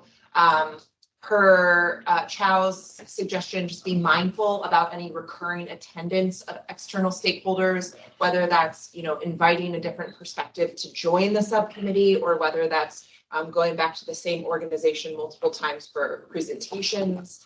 Happy to be a consult on that if you ever need it. I think also it might be useful to consult the admin team just to make sure that we're not adding the same people to each subcommittee as well. So it would be good to have a little bit of transparency there. And then figuring out how we can cross-pollinate ideas. We're going to take back that the staffing options to cross-pollinate those ideas. I think I heard Nadia and John mention that maybe they could get together with Mike and do some cross-pollination at the committee lead level or subcommittee lead level, as available. But I think if we can identify a couple different ways to just make sure that we're all staying in the loop together. And then sharing notes is always good best practice. If you guys want a template for subcommittee notes, we'd be happy to provide that. Otherwise, be prepared to come to these quarterly meetings, do a report out of the activities in the subcommittees. Members should feel comfortable attending as many subcommittee meetings as they want. I think I have a lead out now to council, just how we kind of deal with this 50% of the membership going, whether we can actually split maybe those presentations into 2 meetings where fewer people go to both, or if we need to cap it at about 13 people each time, and maybe it's just first come, first serve. The key issue there, just for clarification, is in order to make it public, we have to put it in the Federal Register, and we just need to have a lot of notice to do that. So it's unfortunate that we can't say, you know, oh, we've got a meeting next week. Oh, shoot, that went over 13 people. We need to make it public and just make it public. We unfortunately, or not unfortunately, but it's part of the protocol of the Federal Advisory Committee to make sure that everyone knows that it's a public meeting. So we'll work that out between this meeting and next, and provide some guidance on that. And then just a couple other notes on what we can use as repositories in the Huddle site, whether that's for presentations or John, as you mentioned, spot on, or Sharky, sorry. Presentations all the presented slides will go into a repository online as well. We'll look into calendar options. I think we might be able to use the EV working group email account as a way that you guys can notify that kind of umbrella account when the subcommittee meetings are, and then maybe we can circulate it out. But we're gonna have to, I don't think there's a silver bullet in the Huddle space, but we will try to make it, work. Anything missing that you guys want to see, knowing that we can revisit this regularly?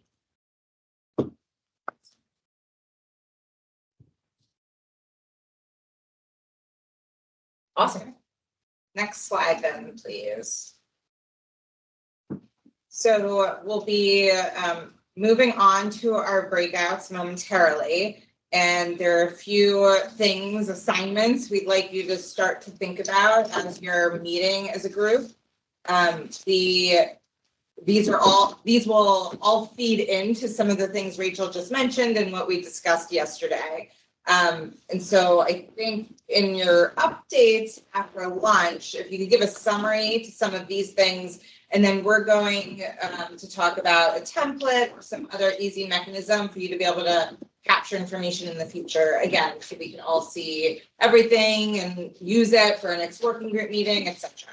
For now, if you could start thinking about your own roadmap for your subcommittee. What are your milestones? Some timelines that you have in order to progress and dive into your particular subcommittee's subject matter, whether that means you need information now, presentations or reports, other feeders to help be informed, and then what that looks like for what you might want to create down the road.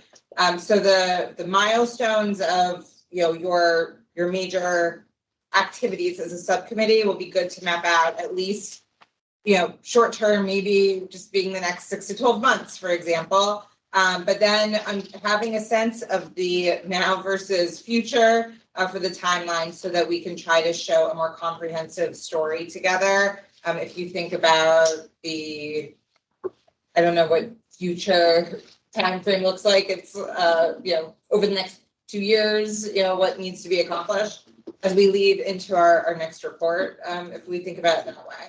And then also, what are the gaps? So are there presentations that you think will be helpful for your subcommittee or the working group overall? So and we are gonna have a running list that we'll create in Huddle, so you can always add to it. But if there are some quick ones that are more urgent, it'd be good to share that in our updates so we can see, is this of interest to everybody? And then we can plan ahead for that type of meeting, or is it something that's really a niche area for your subcommittee? And then the products. So Rachel shared yesterday what those, smaller or more comprehensive products look like. So if you wanted to start thinking about, what is an outcome of some of this research, and then we'll figure out how to use it, not wait for the next report to Congress, but how it can be used as information and what that looks like. So this will all be helpful as we figure out our course over the next 2 years, let's say. Anything you want to add to that before they break? No, I think that's great. We look forward to, I guess one reminder, we just worked really hard on the report. Let's make sure that we're tying back. We have little lists for each one of the subcommittees on what we're doing. Let's revisit that and make sure that we're tying back these milestones to the report. Great. Okay, so you can use the space that you used yesterday unless there's any objections.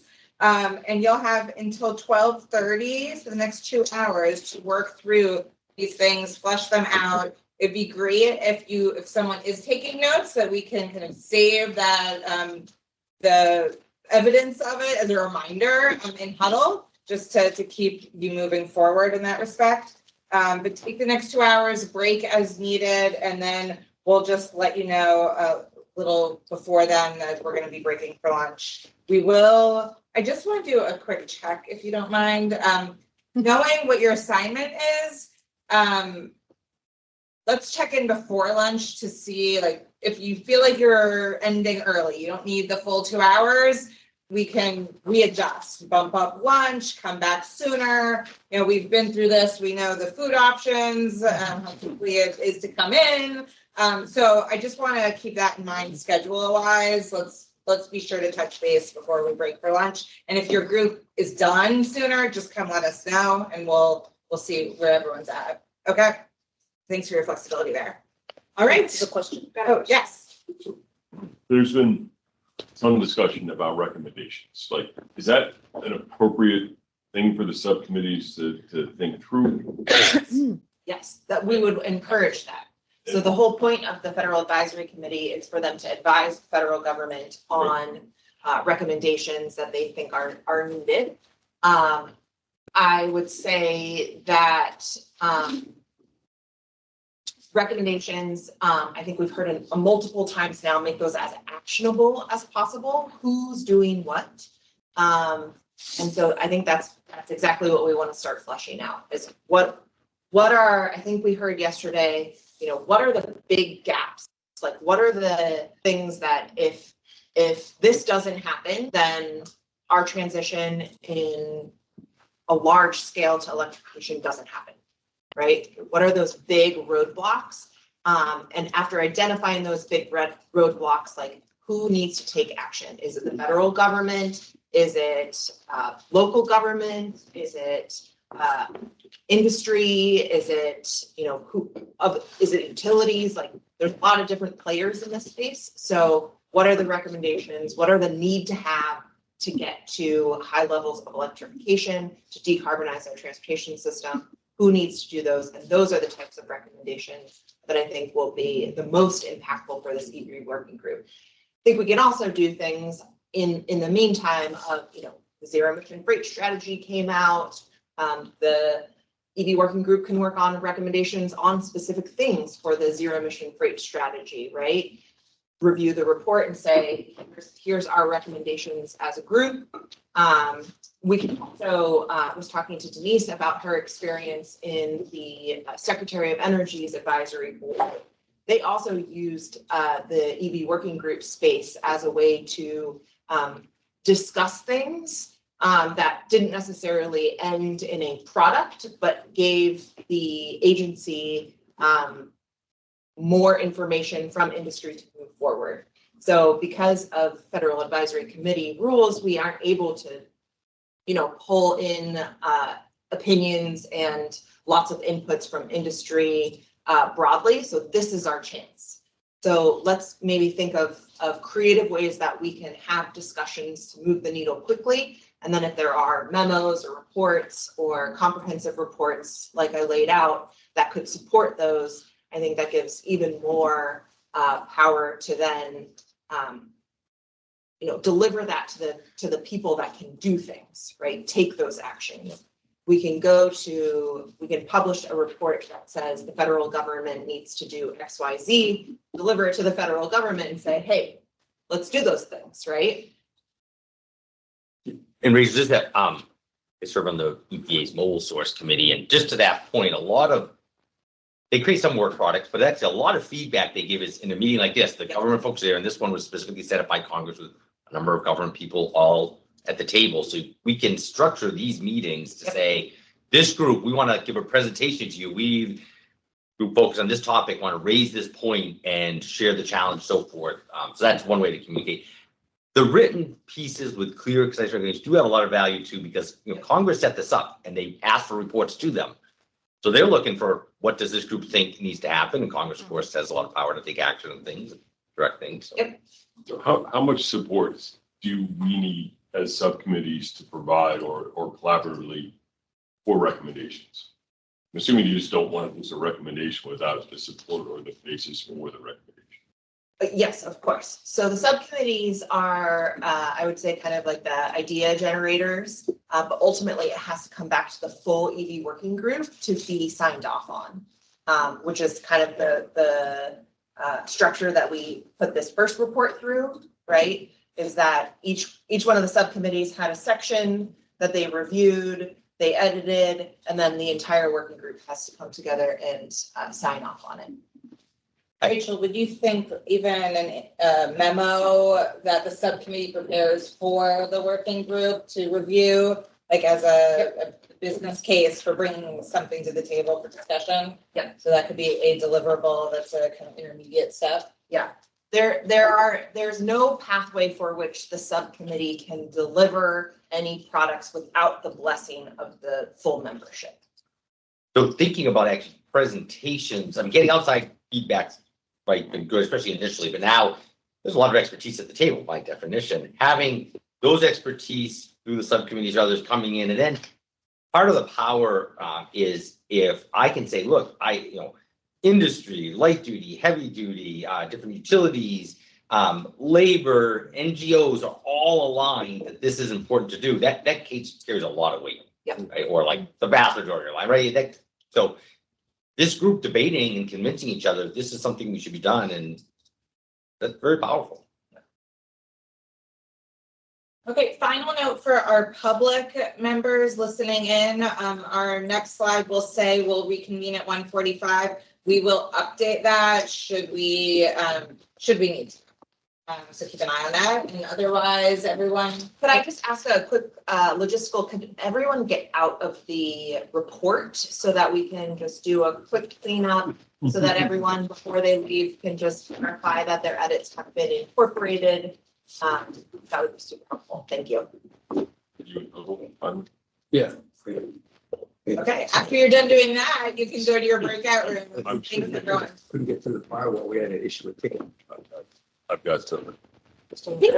White House Council has to approve. Yeah, same thing.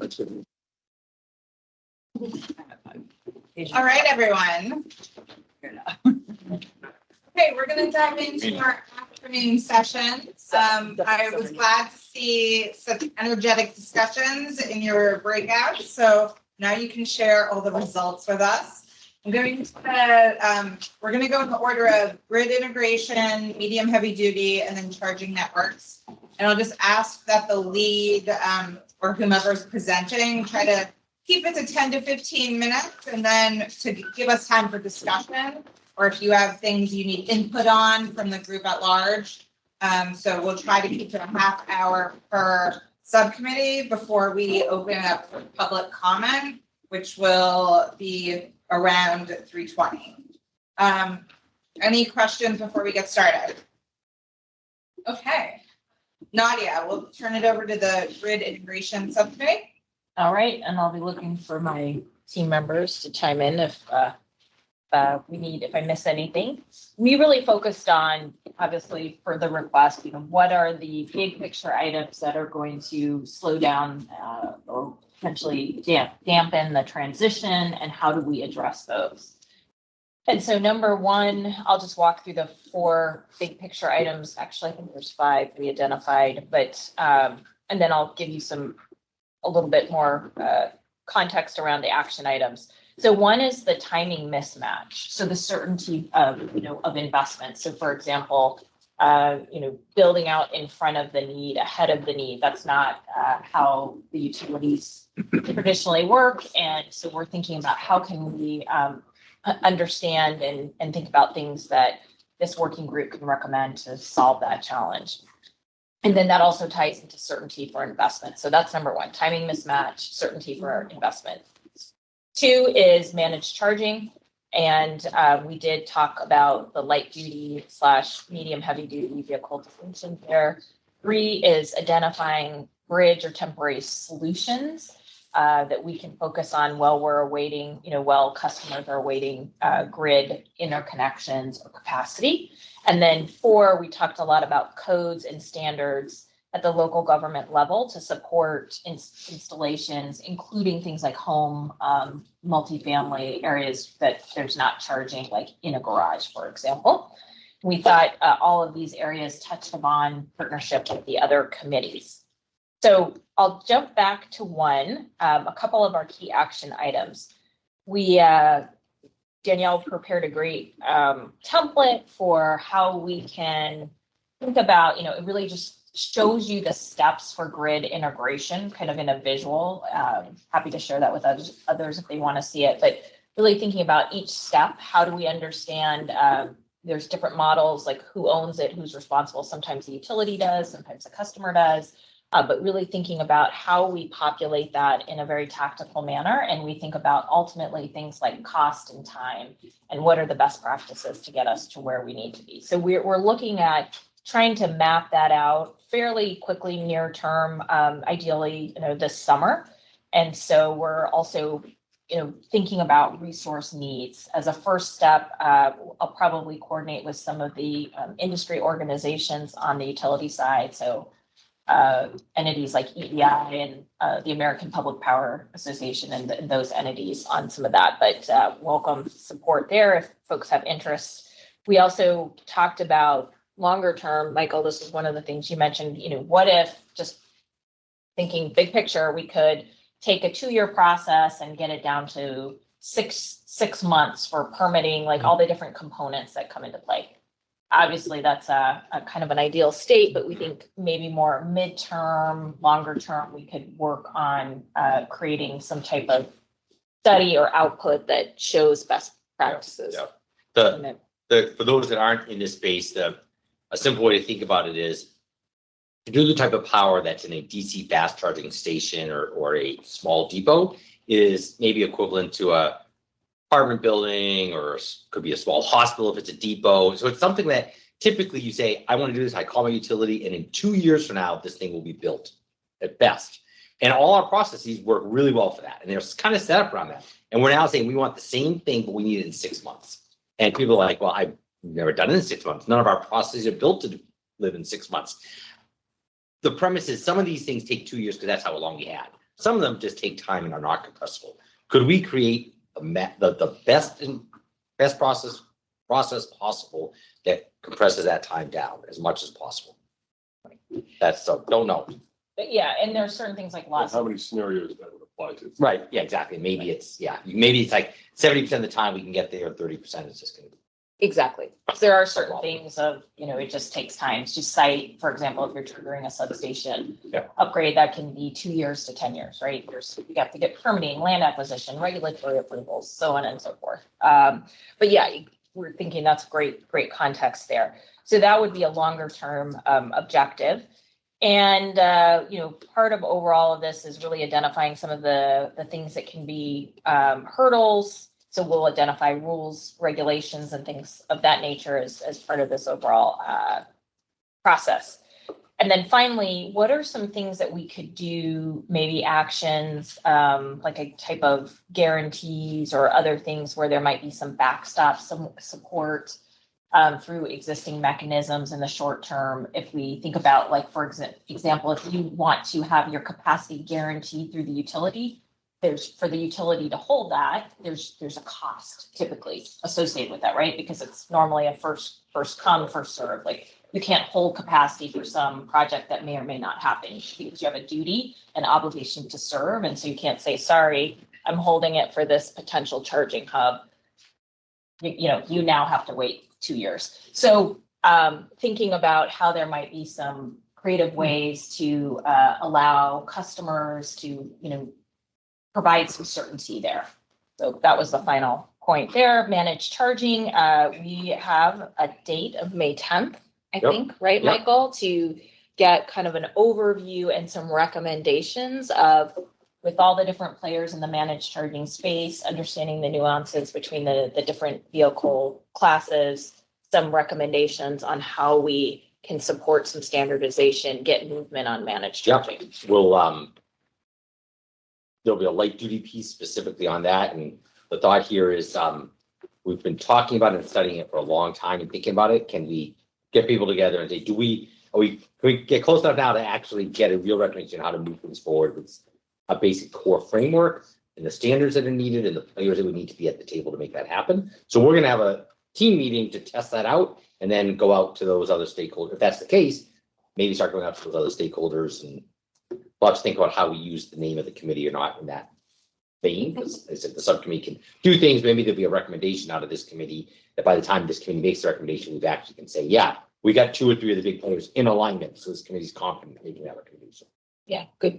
Exactly. Yeah. And then medium heavy duty, which is a separate type of managed charging.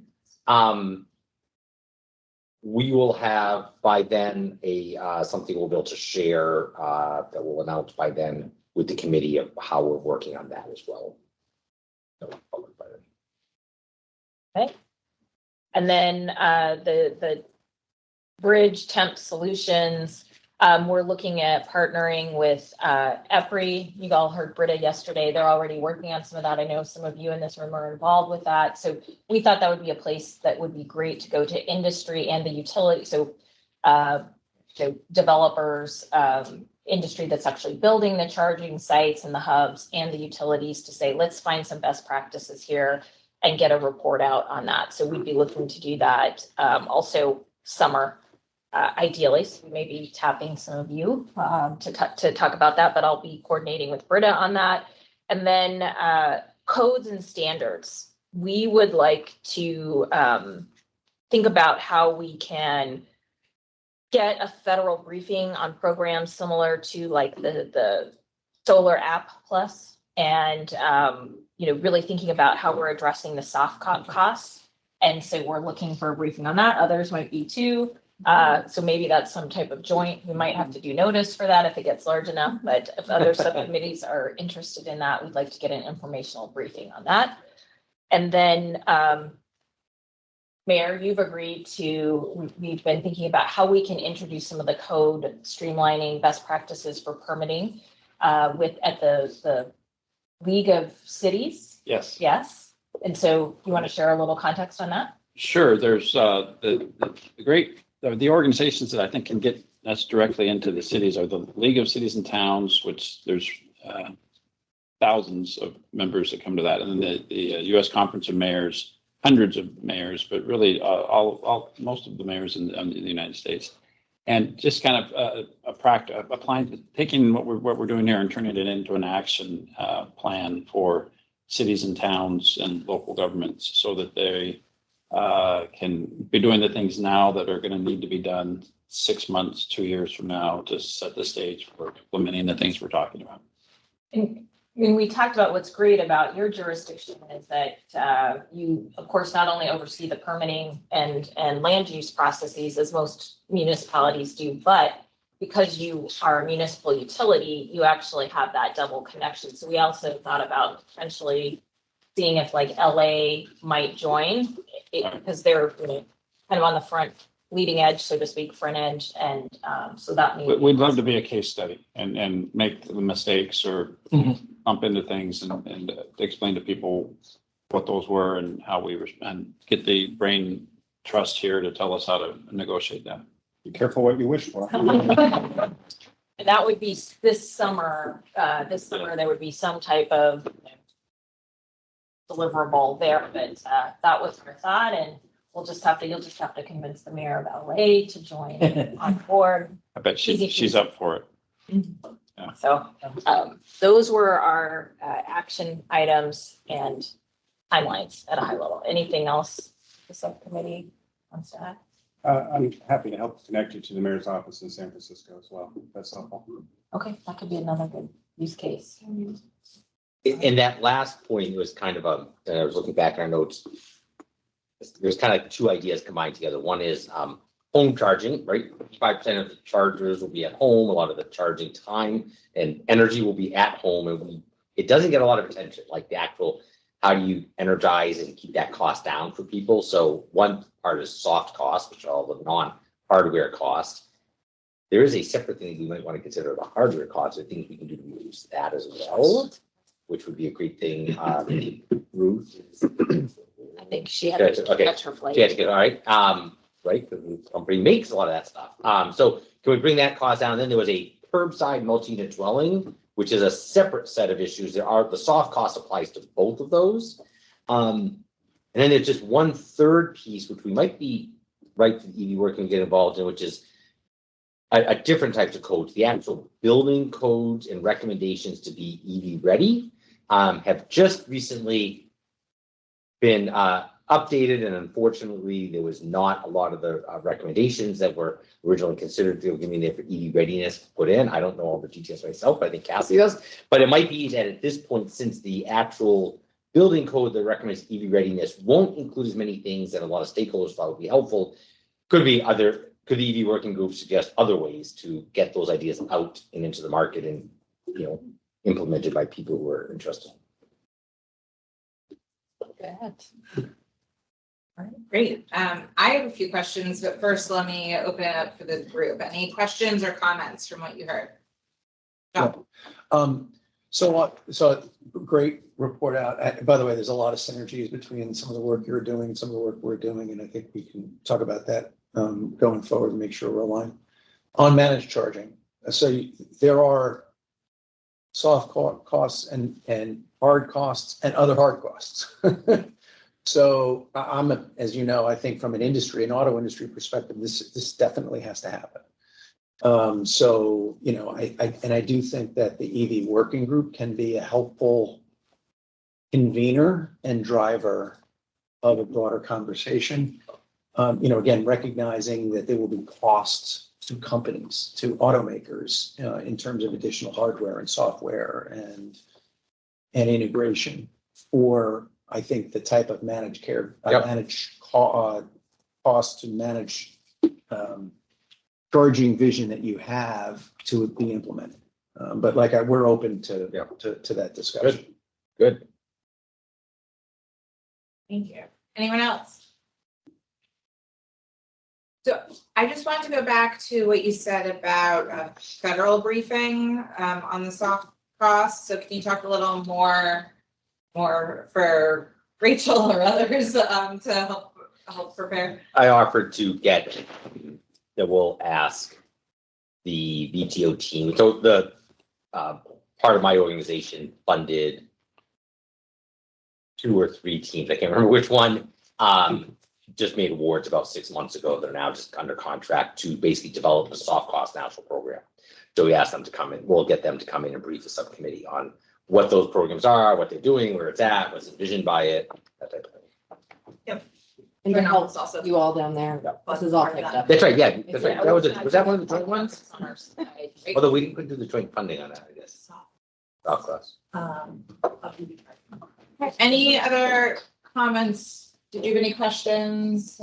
Yeah, I just wanted to ask about you guys were working hard on some PowerPoint slides. So how do we want to deliver that? Is that something that we can put on the huddle so that people can? It's on there. It's a little, we're doing it now, but we'll clean it up. Wow. Yeah, it's right there. Look at the last slide 8 of 8. It's in our grid integration folder. On good process point on that. So things are on huddle are available to this team, and I think available to some of the staff that support people here. And this is fine that it wouldn't be something I would put up to publish or say to the public, hey, here's this thing. It's literally just kind of as we were talking. So what's the general expectation of what things you put on huddle and how it's used and how is it shared outside of this group? So I would say nothing should be shared outside of this group that's on huddle unless you have explicit permission to. I think these are our working documents, drafts of things, what ends up being public, like the report inevitably, are things that are in the public realm.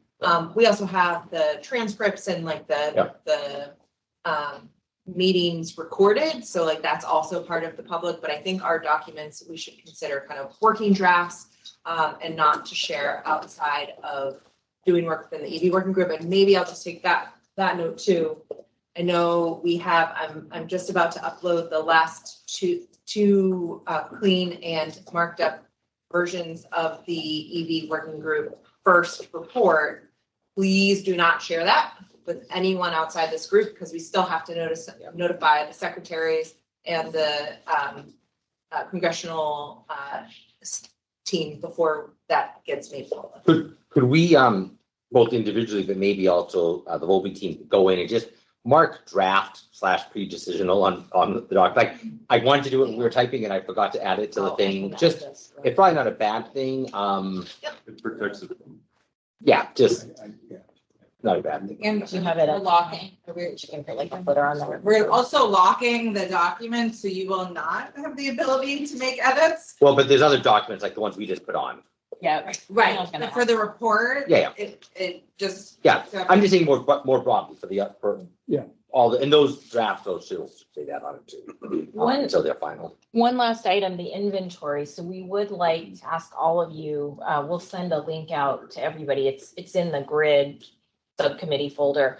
There's an Excel spreadsheet that has an inventory of, could be a tool, it could be a study, it could be data related, both federal and both governmental and non-governmental, related to, grid, integration. So you'll see it's many pages. Thanks to Kara for helping populate that and many others. But we'd like, within the next month to have you all go in and add anything else that you think should be listed there. So just an evolving working document draft for us to be using. So if you're wondering, hey, is there something on kind of a study on best practices for managed charging? Oh, look, there's a couple here. So you can sort through it and see. So that's it. Great, thank you. Before we go to our next subcommittee, I just wanted to remind the public that have joined us that our public comment period will start at 3:20-ish. So please hold your comments until that time. We're going to continue with our subcommittee breakouts. So next is medium and heavy duty. And Sarah, can you pull up Mike's slide? So medium duty and heavy duty subcommittee met for a couple hours. And one of the things we did first that we'd really not done since we launched in December was come up with some norms on our meetings and some roles and responsibilities and expectations of each other. So we did that first this morning. So we decided to have, I don't know how important all this is to you all, but 2 meetings a month, and we would have guest presentations like the other subcommittees have talked about. Dean will be taking over the leadership of this subcommittee with Kevin as sort of a backup. We found that, attendance is pretty hard to get all of us in it. So we kind of felt like we could have some backup for a couple of these roles. So Dean's going to take over and I'm going to do some other things that I'll get to here in a minute. Denise will manage the outside presentations to the group and really a work stream we're calling fast facts. So that's kind of this inventory or this information we'd like to get from others and presentations to the subcommittee. We also have identified 5 work streams that I'll get to here in a minute. These are kind of like somewhat short term, but they're the things we want to get, priorities we want to get started on. I'll go through that on the next slide. And then we looked around the table and didn't feel like we had good documenters on the committee. So we're wondering if that's a role that the staff can help us with. And that is, minutes from the meeting, some writing and some other things. So that's a request that we can talk to about. Either Dean or I can talk with you about. Rachel soon. I think expectations and guidance. I think I'll skip that. We did have an idea on, there was talk about pollination between the three subcommittees. And maybe that falls on the committee leaders, but we're wondering, this is the last line here, we're wondering if there's a, kind of formalize that a little bit and create a cross-pollination team that might have, the idea was 2 representatives from each subcommittee, wouldn't have to be the leaders. Maybe it's a role for somebody else, but that's an idea we came up with that we're throwing on the table for the whole working group. Thank you, Drew. We can talk about that later. We jumped kind of then to a discussion around, what are some of the key barriers, or in other words, what are things that we as somewhat experts in electric commercial vehicles don't have confidence it's going to get, mitigated in time for the speed with which we want adoption to occur. And that was what we called available infrastructure, both at, depots, charging hubs, and then ultimately in sort of corridor hub or corridor charging. And the second one is TCO cost. A little more focus on the upfront cost challenges of the charging end of the trucks, but also recognizing there's a lot of other cost elements that we are, again, we're not confident are going to. So those are kind of one of us called it the North Stars. Somebody called it a North Star. That was really helpful. So we're going to kind of keep that in front of us as a committee. Here are then this is kind of the biggest meat of it. This is the 6 work streams, I guess. Well, 5 we're kicking off, and a 6th one we're going to get to soon, and that is these fast facts. Denise will lead that. Rakesh will lead what we're calling working title right now, low-hanging fruit for electrification. And this would get major progress really quickly, with a draft in June even of things like excise tax, weight regulations, and so forth. Some things that, and Rakesh has a longer list that we won't go through, but some things that are really somewhat quick hitters that we could identify as a subcommittee that would help medium and heavy truck electrification soon. Henrik's going to lead some metrics and KPIs. This is focus on what we will measure. Some discussion of that being like a cross subcommittee effort, but regardless, we're going to do some of it ourselves. We're going to do that ourselves as a subcommittee. And then 2 others that are very well aligned with what we have been working on over the last few months, and that is segmentation of this market, creating natural categories, which will then lead into the TCO framework. And the TCO framework is sort of a framework, and then as we've got market segments, we would then apply that framework, that TCO framework, to those segments, because it's a pretty diverse market of commercial vehicles. And then finally, we're getting our heads around a hydrogen fuel cell electric vehicle position paper that we just looked at all the work we're trying to get done urgently, and that we'll kick that off.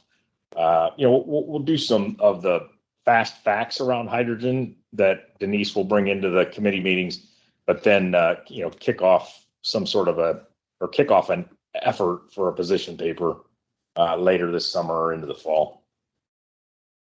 We did a little bit of work on deliverables, but we didn't do a lot. This is sort of that 6 to 12 month or longer range sort of thinking. And so it just kind of gets back to those 6 pieces and which ones are more straightforward and faster than others. And that's pretty much it. Got a couple of placeholders for some other stuff out here. So anything else from the subcommittee any big things I missed? I think it might be worth mentioning that on the low-hanging fruit item and then the KPI piece, to Mike's point of things being cross subcommittee cutting, that those are kind of the 2 areas where we felt that there was some immediacy to it. And we were going to suggest for discussion here that indeed there's an appointment of the focal person in each subcommittee to have that discussion and to develop what the next step is. It also ties to the project planning, for lack of a better word, what activities or milestones we want to accomplish this year and what the other subcommittees want to accomplish. So we said that's an area where we need to work together along with the ones that Henrik mentioned, what are the low-hanging fruit recommendations, what are the metric KPIs? So those are topics where we need to cross-pollinate officially. 100%. Yeah, I think, yeah, quick comment on that. I think that's necessary, but also a slippery slope that we don't get caught up in, well, everything's got to go to the working group and the subcommittee can't do anything because all this is cross-pollination. You know what I mean? I think there's we have to think about what can we do without what can each subcommittee do without the others? Because if you don't do that, then why have subcommittees? Right, but you're talking about, there's the subcommittees that we have defined now that are verticals, let's call them, right? You're effectively talking about a horizontal subcommittee. Yeah. So you don't lose speed or agility in that regard. And I think, Henrik, that's what you're talking about, right? That's right. Yeah. And that makes sense to me. Yeah, I'm not disagreeing. I'm just saying it's just careful we don't let it go too far. Agree. Maybe a couple of people from each subcommittee do Yes. this cross-pollination. That was our thought. If I can just add a little bit, and I think if I'm wrong, you guys make sure you correct me. But the one around the metrics, we were thinking that we would maybe tie it to the national zero emissions freight corridor strategy. And as our anchors, as we just heard about that today, but look at what might be some of the metrics around that. What does success look like? How do they measure if they're making some progress? And so kind of anchoring the metric into a particular topic, which may, again, go across some of the other subcommittees as well. So I think that was correct, right? Yeah, totally. Yeah. Any other comments, questions from what you just? Michael. Great work to the team there. A few, maybe just a common theme, like we also talked specifically about kind of how do we get some staff resources to help activity, joint office, Volpe, others. That's something that just to double down, we had the same question, something that, we can take back collectively. On a few of the specific things, just things that we can help on, the hydrogen, piece, if it's, don't want you to have to recreate the wheel, right? There's a lot been done there. If it'd be helpful to have, we have one person in our team who's kind of specifically a cross all of my offices area lead on medium heavy duty. The average in the hydrogen fuel cell office. So he could come and give, like, if you said, hey, we'd like to have a presentation on, give him the scope of it, he could come and give a virtual presentation. Similarly, on the TCO framework, we could send you ahead of time. We did what I thought was, really the best compilation of TCO work across different types of vehicles back a year or two ago out of NREL. We could have some of the authors kind of come and present that work to you, and then you guys could take it from there or ask. And part of what honestly would be helpful for us, like this group, is your work would say, oh, that's great, but you missed this, or now you need to do this, you cut it out. You guys can bring some added expert eyes to it. We spent 20 minutes talking about some of your resources. Yeah. So that, so it doesn't, I do want to put out something Rachel and I were talking about earlier, that there's a little bit of a slippery slope here, like not slippery slope, but like we have a lot of resources on the government side, but I mean, if we're just giving you what we have and you're repeating it back to us, that doesn't really do a whole lot, right? No, we do. Yeah. So it will be important, I think, as we have different resources from the federal side that can share information and data, that the members of the committee, provide feedback and challenge and give input and do things like that. So we're advancing our thinking and knowledge. It can't, otherwise it'll be an echo chamber. The other one I would just offer in there as a broad piece is for those that aren't familiar, I can't remember if we talked about it with this group early on. We published a transportation decarbonization blueprint across DOT, EPA, DOE, HUD.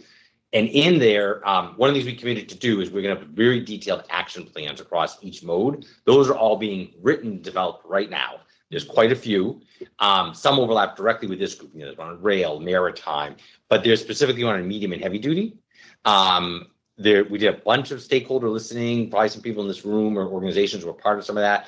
We could also ask that team to come present to the medium heavy duty group. Here's where we're at. Here's our thinking, and get feedback from that working group on that. The timing would be good because they're probably about like halfway through their work. We'd like to publish in 2 or 3 months. There will be other ones on light duty, which also might be relevant for this broader group overall. maybe less so for the rail, maritime, other things. So, Michael, I Yeah. think there are some limitations on subcommittees providing feedback directly to us. It's a good point. My understanding is that we have to, in order to receive that feedback, which is why we have this. Yeah. Strategy in this meeting is that we do have to deliberate in the public space. Could be an interesting question if it's a national lab doing. I wonder if there might be a distinction. I can ask, Yep. certainly can follow up. I think the other thing too is that we could ask for a presentation, have the presenters leave and allow the subcommittee to deliberate, right? As long as it's less than half of us, it doesn't have to be public. Yeah. And then maybe bring some of those insights back to the EV working group. So like we can. I think there's ways to do that, right? To do it. Yep. I'm just flagging that it's unfortunately not as simple as just inviting a team to present at your subcommittee. But we can ask clarifying questions. You can ask clarifying questions. As in, what would you think of a recommendation? Also, Rachel, that's to advise federal government. If it's not federal government people that are presenting to you. Right, doesn't. exactly. Yep. So my goal would be, because I've seen this, a lot of those reports and activities, so that's why we thought we'd have one person, be it me, and I would kind of query our team on what information we want, but I'll make sure you are all on distribution to help me to understand where's the best source to get the information and what the right rules around it would be. So we would do it in collaboration with our bosses here to make sure that we don't do anything wrong. Right. Yep. Won't have to do something. No, I think it's. Do we want to talk about the hydrogen thing or we're gonna address that later? I mean, we can talk about it. I'll start it and Rakesh will ask for an assist. We talked about, so hydrogen, obviously, as you can see, is hydrogen fuel cells is one of the areas for the medium heavy duty group to dive into. And really, it's getting a better understanding of market readiness, feasibility, cost, all of those things. So where does hydrogen, where does it measure up as we're looking, at electrification of the medium heavy duty sector? And a conversation was brought up about what about hydrogen, ice hydrogen, to say it backwards. No, H2ice. H2ice, sorry. Got it, yeah. And how is that within scope? And when you start to think about what is the path for hydrogen, and you start to think about what is the fuel, the infrastructure needs for hydrogen. We had a conversation about there's some market demand right now for H2ice, but the market demand for the fuel cells is further out. And we looked at, when you start to sort of think about the ultimate objective here of decarbonization, we felt like it was important to at least include that piece as part of the overall path on the medium heavy duty side. So. Yeah, I think you did a great job. I think the point was that with H2ice, the momentum is shifting a little bit in terms of that could be the bridge technology that comes before fuel cell. And that would potentially be the driver for hydrogen infrastructure. So some of us felt that it's necessary or important to include that driver. For example, there may be considerations on fuel quality as one example. H2ice requires different fuel quality compared to fuel cell, among other things. So that's where we brought the question for the scope of it's called an electric vehicle working group, but the scope of this working group is H2ice out of bounds, or given the infrastructure discussion and driver, should it be considered, can it be considered? And then Rachel suggested that we bring this topic to the working group. So I did a quick review of Secretary's charge and the legislative text. And in the legislative text, there is a line that says any other topics that the EV working group deems worth investigating. So I do think we could make a case that it was in scope if we do think it is important, but I think the whole EV working group would need to make that decision collectively. And we'd want to have the space to, be able to address any concerns that folks may have. John? So are you asking for that feedback now? Well- Or are you putting it on an agenda for the future? Like what, are you in a reality check? Why don't we start a little bit of a discussion? Okay. Just so that the medium and heavy duty subcommittee can get a little feedback on where this might be headed. And then maybe the request would be the subcommittee goes back and pulls together a little bit more of a proposal, but this is just the initial idea seeding. Yeah. My quick reaction is, I understand the logic. Makes a lot of sense to me. The idea that, just understanding it from a light duty perspective, although I think when you reference H2 ICE demand, you're probably talking commercial. Commercial. You're not really talking, because there really isn't in the light duty space. But I do totally agree with the broader point that if we're going to expect hydrogen infrastructure to develop, then you want, just as we think about the importance, for example, relative importance of, say, plug-in hybrids as a bridge technology for light-duty transportation to battery electric vehicles, there would be a similar sort of idea from a commercial or heavy-duty, medium-duty, heavy-duty perspective. So in that regard, I think it's thoughtful and strategic. So I think we should consider it in bounds. Anyone have concerns? Maybe not concerns, but what would be helpful in the conversation, right? So this conversation is active and out there.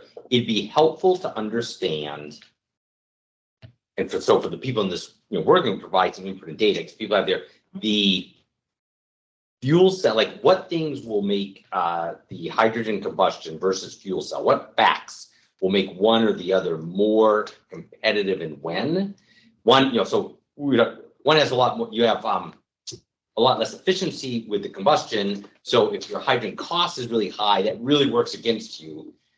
So is it like there's maybe a break into things, economics, and then like just technical readiness to meet the demand, and that would be helpful for me as a federal official who has to make decisions on how much money to spend on these, to hear that feedback, to know, hydrogen combustion work, which we do fund today, will be valuable, but it'll only be valuable if it's ready by this time frame or solves this problem. So we know to shoot at. Yeah. So great question. You're spot on. And just a very sort of a couple of comments to that. I think it's the market entry barrier, essentially, right? The propulsion system is essentially the same or very similar to diesel today for commercial vehicles. The extra cost comes from the hydrogen tanks and the delivery system. But relatively speaking, the cost of this vehicle, when you talk of TCO and customers' willingness to buy, that market entry is lower. There is 100+ years of collective industry experience on ICE, which can help propel this development. So to get things started, to get hydrogen going, that could be attractive. And then you're spot on. You have 100+ years, so the efficiency potential is limited. It's not going to get too much better than what internal combustion engines today. And that's the promise of fuel cells, right? It needs more development, but the efficiency potential is there. The energy recuperation benefit is there. So that could be then the next generation. That could be potentially how it plays out.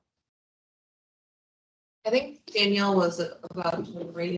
You want to go next, and then Mike? Sure. Okay, sure. Thanks. I didn't have an objection. I was just going to say from a state perspective, especially given the hydrogen hubs, et cetera, there's a lot of in what should we be thinking about, where we expect different technologies to come to fruition. And so it certainly feels like, not ignoring a blind spot if this is part of the conversation. At the same time, very directly related is where's the energy going to come from to make the hydrogen, which is also very much in the purview and of their interest. It could be a big barrier, given all of the other things that we're trying to energize in the church. So I was just going to express support. Nice. As a path forward, could we bring hydrogen ICE into the hydrogen fuel cell electric vehicle white paper that we're proposing as a decision to bring it to the whole working group or not? I don't know if that's semantical or if that's real, but we're saying we're going to do we call it a position paper, I guess, not a white paper. We said we're going to do a position paper. Could we bring us into that without committing the whole working group? Or is that like, that's just a thought.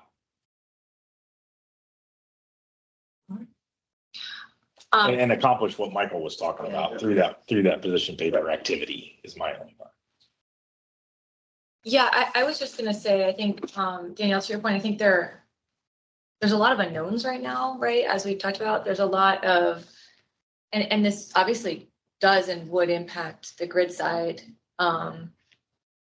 significantly in different ways. And so, some of the things that we talked about is just as you have, multimodal hubs for different types of transportation, now you would expect and predict that we would have, multi-fueling hubs and stations, right? And so this is all tied into this, future infrastructure demand and how we plan for it in a way, to John's point, that is actually going to be consistent with market and with what people, in this case, mostly businesses, right, are, able, and when I say willing, I mean like economically able to buy, to purchase, to start to make this transition. So I think there's a lot of work that we would need to do on this, but we're simply saying, is there any great opposition to the subcommittee kind of pursuing this as part of our overall look at hydrogen?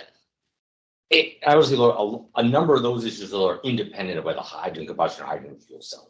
I think that's just important to keep a distinction between, some of them are just common to hydrogen versus electric, where there's combustion fuel cells. Then there are unique things which tend to be more around the vehicle side. And then there could be a timing thing if, that's right. Yeah, it's a timing. Some people might feel like want to do it early. Because in the group we were discussing that, Michael, and it was brought up that, well, if we're talking about fuel cell, then we shouldn't even be talking about the infrastructure, because that's not going to be done in the next 3 years, but that's not really a viable path for some of us. We should talk through some of those things, so there are other OEMs that aren't here who are offering for sale today a hydrogen fuel cell Class 8 tractor. Early days, but they're, commercial, close to. So there's an open question about when the timing of the fuel cell can be ready. The hydrogen combustion is a little more clear probably when you can be ready. Right.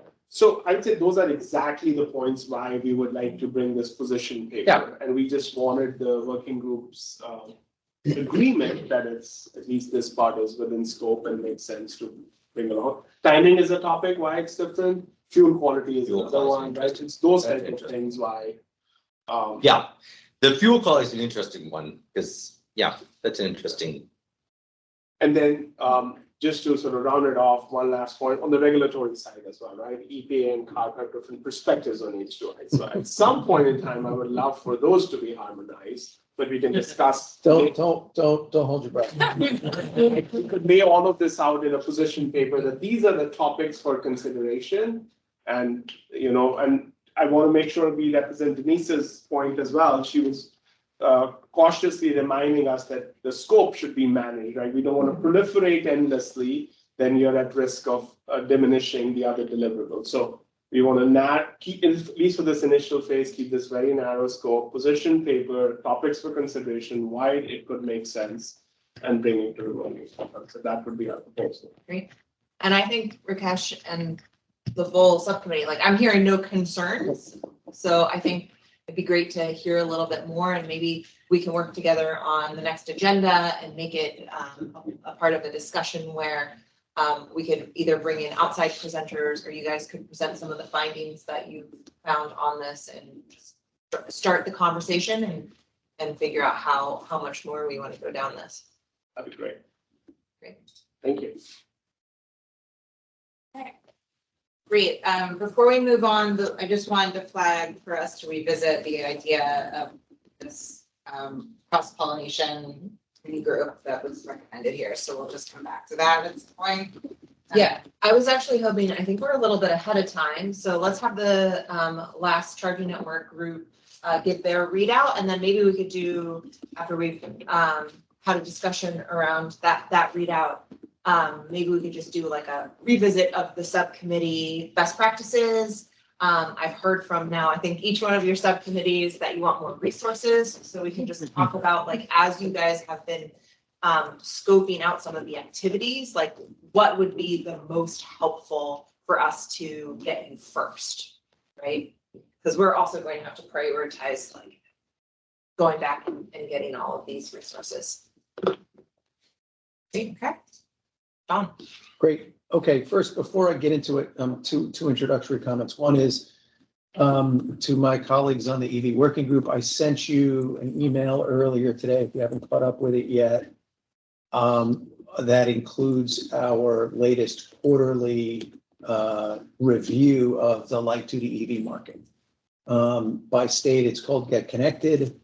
This one is special because it includes a full year look at 2023, as well as data related to the first quarter of 2024. For folks who are listening in from the public, it is available at autosinnovate.org. The reason I mention it is because it's our best way right now of trying to understand where the market is today. I'm going to reference the fact that it's good, but that it's very high level, and that we're going to need to sort of dig into sort of the market, not only as it is today, but where it's going. But in any event, feel free to review that, share it with your teams, and if you have any questions or challenges or comments on that, we'd love to hear from them, hear from you about them. Secondly, thanks to Sharkey and our entire subcommittee. We had a very energizing and active conversation, and Sharkey has both the skills and the temperament to keep track of it. So thank you for really great work in keeping a very disparate conversation onto, a couple of pages.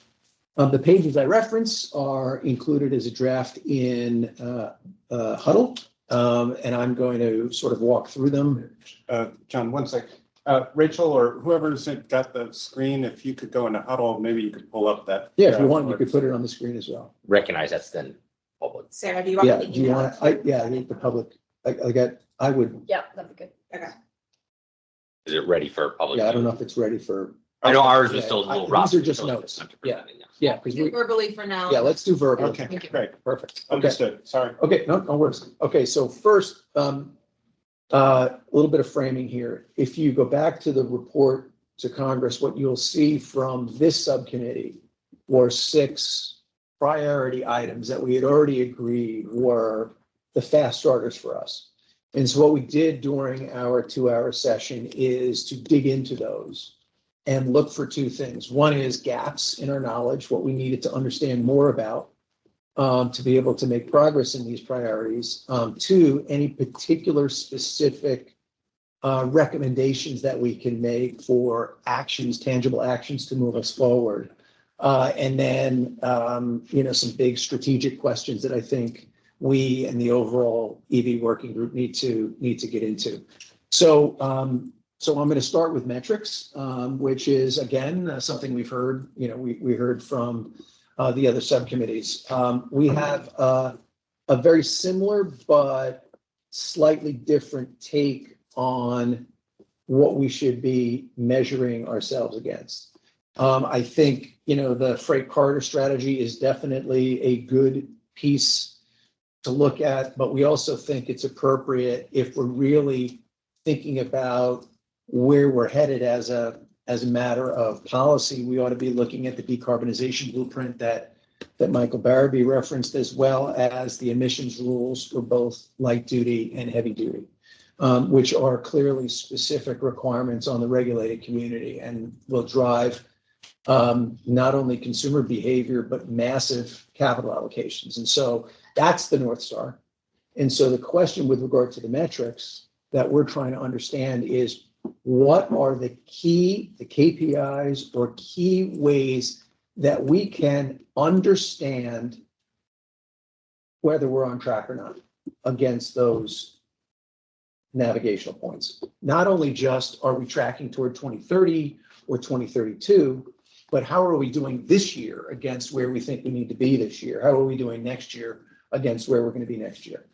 So what we did was, and we won't take you through the granular detail, and it'll be available in the notes, but there are certain categories of KPI we think are important. There are a set of KPIs related to the customer charging experience.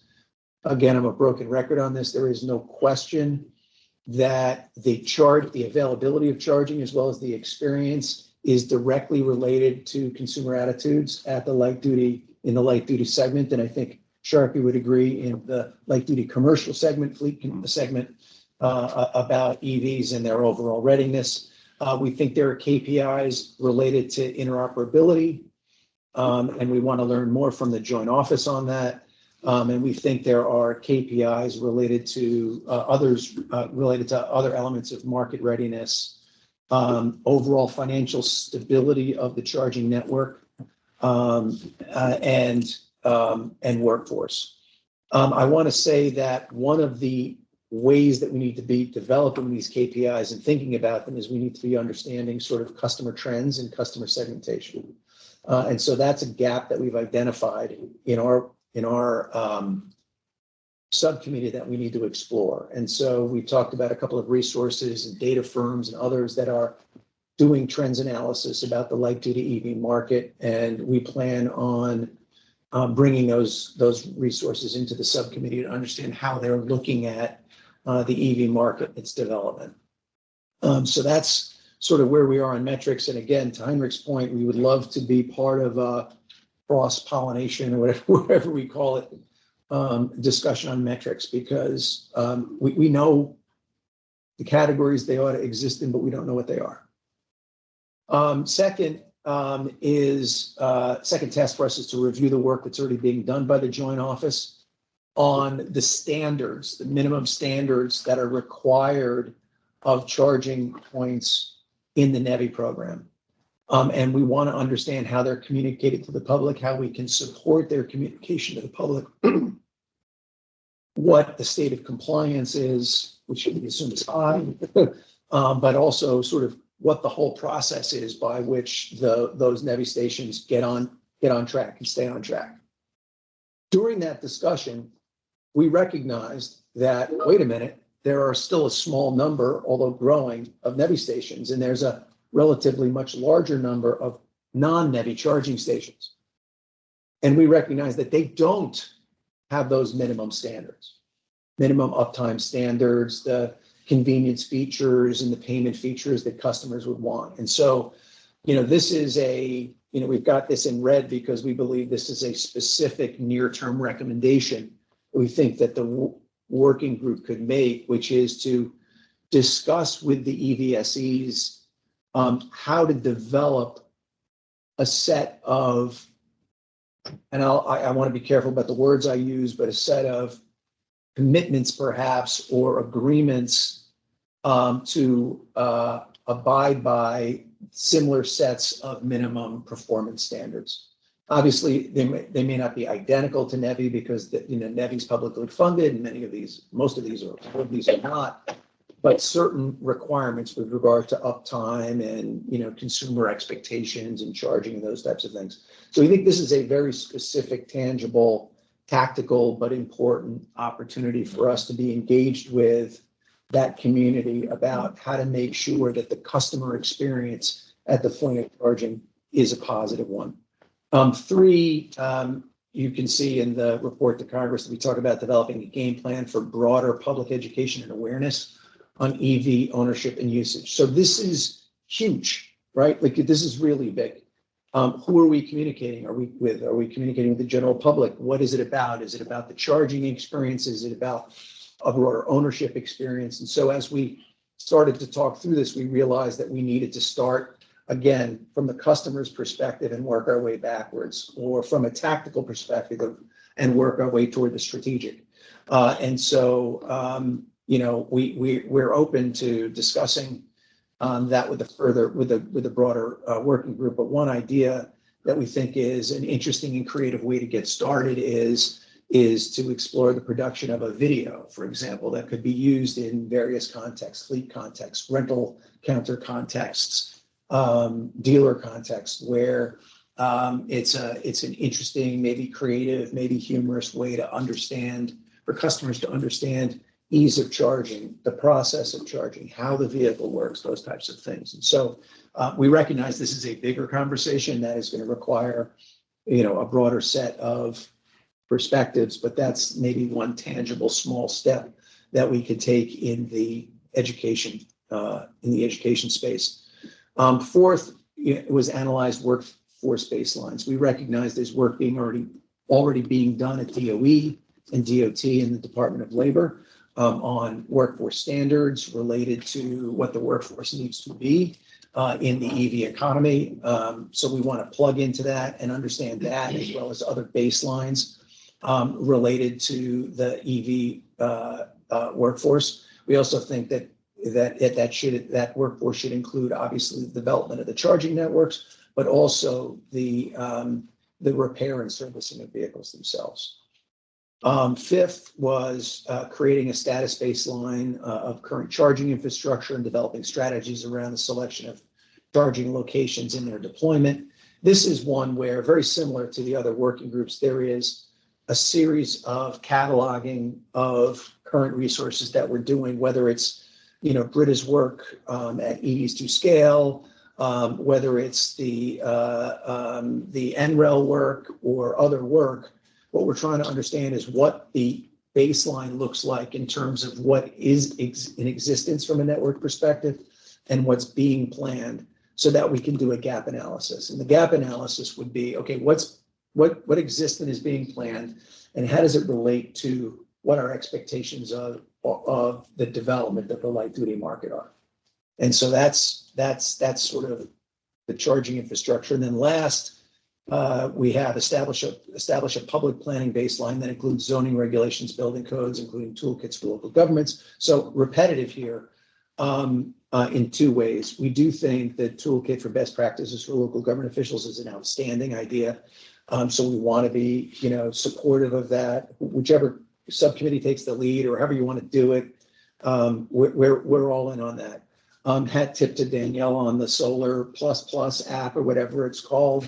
We looked at that overnight and think that's a great example of a very tangible, near-term, possible recommendation for this working group to provide as a way for providing local governments with an easy way to identify and comply with the permitting requirements for charging and power supply infrastructure. So, I think it was the grid infrastructure group that mentioned that, love that idea. And we think that that's a tangible near-term idea. So with regard to timing, what you can see is we have some near-term tangibles.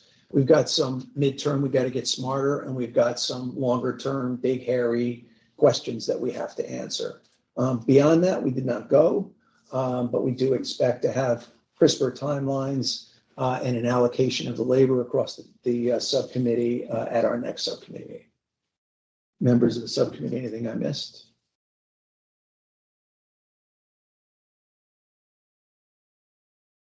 Any questions or comments?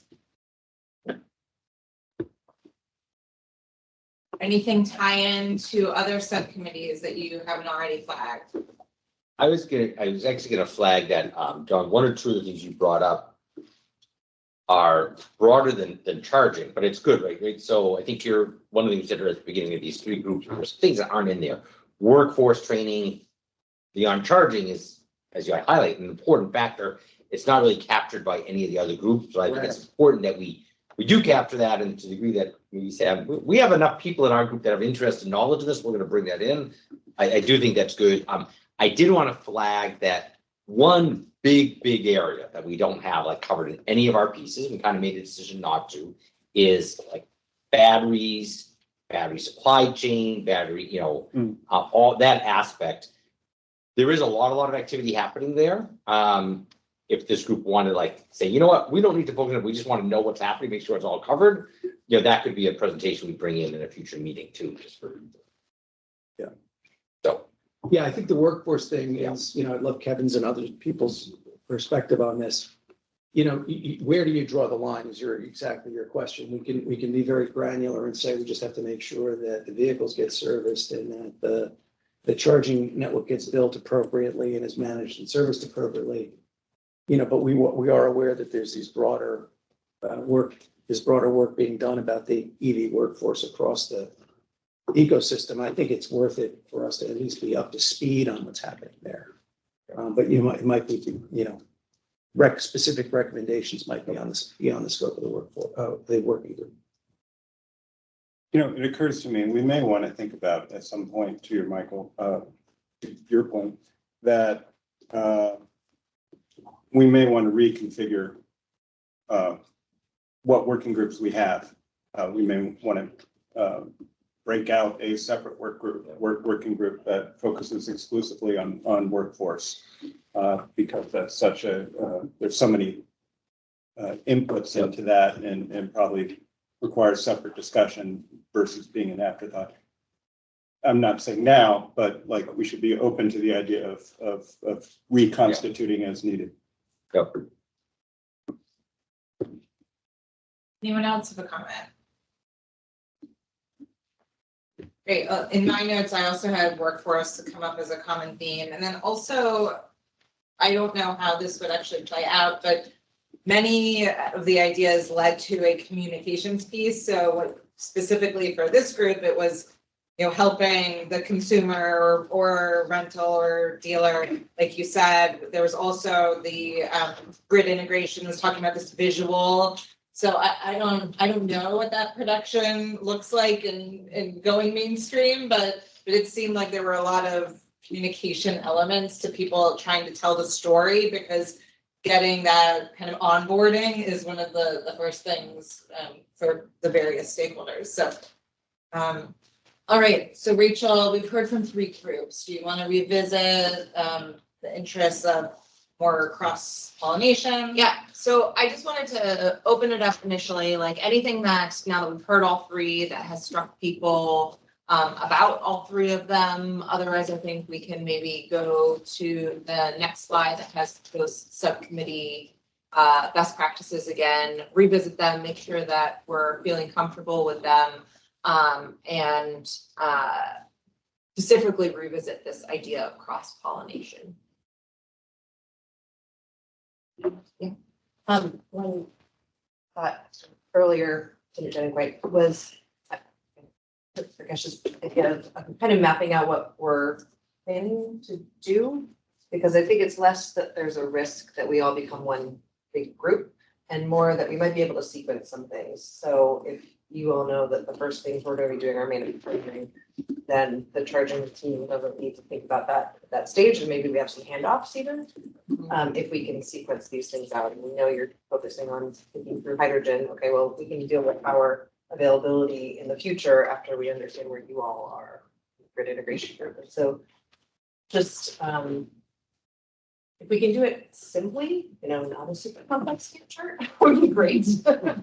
Some basic milestones and sequencing, we might be able to work more efficiently with handoffs. That's a great idea. That plays into the overall kind of roadmap idea too. Right, yes, exactly. That kind of is the road.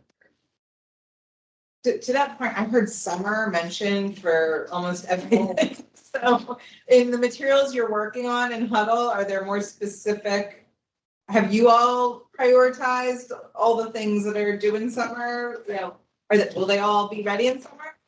Summer is just a few months away. We didn't say summer of 2024. Well, one question, like we were assuming, you know, when is the next ED working group? Right. So when we say, I think for us, for our group, I can say we had, I think, maybe 2 things that we were thinking about for near-term summer, and for summer, for us, the next ED working group meeting, I would say. Yeah, so we have in one of the concluding slides just a note about probably shooting for the end of June for the next EV working group, but that is flexible. So I just wanted to flag for folks when we might be looking for it. I think we don't want to go necessarily to the first week of July, because I'm sure many people are taking time off. And there's also a holiday, which just complicates travel.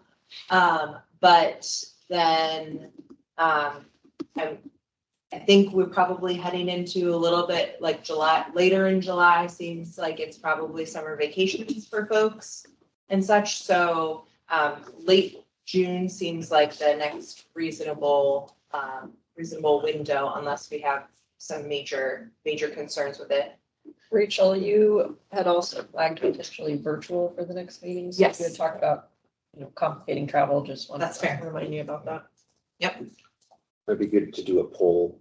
Yep. On the. Yep.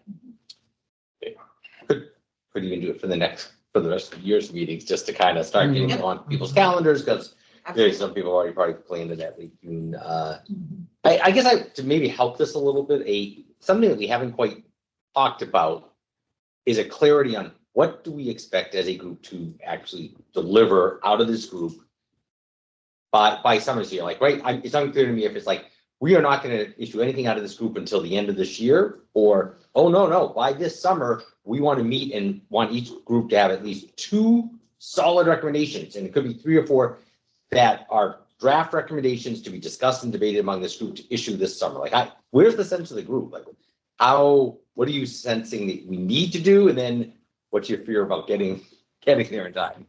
So that's how we were approaching it, at least in our subcommittee, with the low hanging fruit, for lack of a better term, that we felt we have some recommendations already, and examples were how we treat the federal excise tax on battery electric vehicles or weight exemptions related to that. And we felt by the summer timeframe, our subcommittee can come up with a few recommendations for this work to consider, along with additional ones that they might have. And then shortly thereafter, that could become formal recommendations from the working group. Yeah, and I would just add to that, again, and it's referenced by all the subcommittees, I think getting a handle on, the KPIs is a critical near-term exercise. And I would hope that we could be able to accomplish that this year in a way that allows us to be able to say that, this working group, and therefore, sort of the public sector and the private sector engaged together, agree that this is the way to look at. So to test that out a little bit, so could the group imagine that in a, summer, call it July 1st, this type time period, there's a meeting where the group says, we want to say that there needs to be a set of KPIs. We're going to recommend we need a set of KPIs, and we're going to recommend the first 4, 5, 6, 7 of them as this. Yep. Maybe they get debated. It might be that meeting, like, if, just looking at this, they'll take a lot. Maybe that meeting will not end with the final answer, but then it'll be like okay, we're going to write this up, and in a month from now, we'll have a quick meeting to vote on a final thing or something. But okay, that could be, yeah. I mean, I think there's a little bit of chicken and egg with resources. At least our group is all government and nonprofit, do not have a lot of junior staff we can hand things to. And so one of the threshold questions for us is the resource question. We can go maybe really fast if we had someone that we could get things to do. Otherwise, if we're doing this all on nights and weekends, it's gonna go a little slower. Yeah. Yeah, no, I think I've spoken to each one of you individually, hear your need loud and clear. I think I need to go back to the team and explore some of the options, whether there are certain things that the joint office can pick up, or whether the Volpe team can pick up, or even if there's need for subject matter expertise that we have in a lab system, could be something else. I also see a chicken and egg problem with the resources, because I think we need a clear ask from the working group to then provide those resources. So it might also be something that looks like, okay, we as a EV working group agree that this recommendation needs to be published, needs to go to the secretary, and knowing that if it's within the secretary's scope to apply resources to it, that it will become a priority, right? So I think there's a little bit of both, where we can probably provide some administrative support to keep things moving, but that for big things, like, if we need to have a study or something like that conducted, not within the EV working group, it might be a recommendation to our leadership that says, we need this report. Can you please provide resources for it? Mm-hmm. So to put a point, because we're going to leave here pretty soon, and it sounds, what I'm hearing is that the subgroup should be thinking about be ready by the summer timeframes to do the work and obviously resource needed, but to be ready with coming forward to give some initial recommendations, however many you can flesh out to the broader group that the broader group will then have to think about and debate, in which case we'll probably have to think about like what process wise maybe help the groups. What could that look like to have a successful conversation? It's a recommendation with what level of depth they're behind it, what type of thing, and think about how we would process that but okay. And actually, Yeah. Sarah, Sure. go to a couple slides ahead. We actually have a number of. I also think, especially if we're going to do a virtual meeting next, like I don't really want to put you guys through sitting through 2 days worth of virtual meetings, right? So maybe what we can do is set aside more like half-day meetings, but maybe a couple of them where we could topically tackle some things. And maybe it's topically by subcommittee, right? And we come together as the working group, and medium and heavy duty goes first. They give us the recommendations that they want to be considered. We discuss them, and then I mean, I feel like as long as we get the materials far enough in advance, we probably could get to resolution on a number of recommendations, right? There are probably some recommendations that at this point in time we could, majority rules, have a clear view on. So We have 2 comments. Yeah. Can you just ask? Yeah, absolutely. Sorry. Please. So I just want to make one point, and John alluded to it in his comments, and I can't speak for the other 2 working group. This goes to the charging. As we get to the metrics, and this is not for all, and I'm not disagreeing with what you just said, Rachel, that we can have some, but when we get to those crucial metrics for deciding whether we're making good enough progress, to me, it's a 2-step process. We have to identify the types of things that we're going to be looking at in terms of charging accessibility and reliability and presence and all things like that. We also have to somehow bridge over to significance to the public that is buying these or leasing these vehicles. And that, I see that as a difficult task. In other words, how much charging, what are the natures of the charging infrastructure that has to be present to reach the tipping point where the public starts saying, yes, that's enough, and I'm going to have confidence to buy or lease this vehicle or rent this vehicle, to Sharky's point. So that's, John alluded to it. He alluded to reaching out to some of these other groups to do this kind of market analysis. That's just going to be a slightly longer process. I'm not confident in 2.5 months that we will be able to say, yep, we need, we now know it's 300,000 cited here. That's where, and how close are we to that? So to keep it. So I just I'm just trying to be maybe a little bit of skunk in the garden party, but to level set the expectation of timing. Yep. Yeah. So just my quick one to Michael, to your point of what do we expect?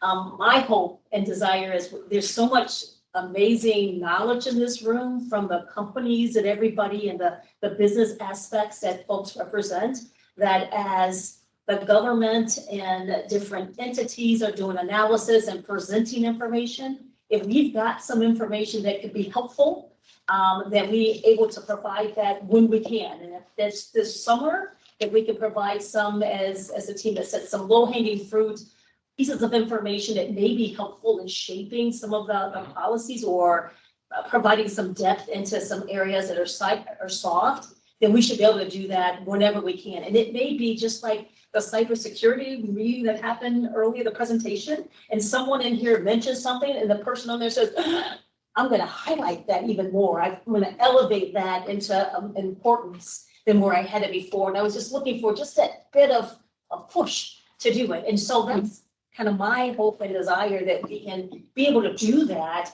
as time goes on, depending upon what's, the information that's available. Yep.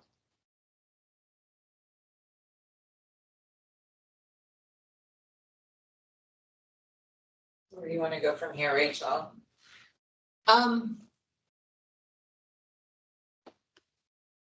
I think one of the things that we can do is, we got the readout of all of these subcommittees. I think we can take back what's on Huddle now, try to synthesize that a little bit, perhaps do kind of the sketch of a roadmap.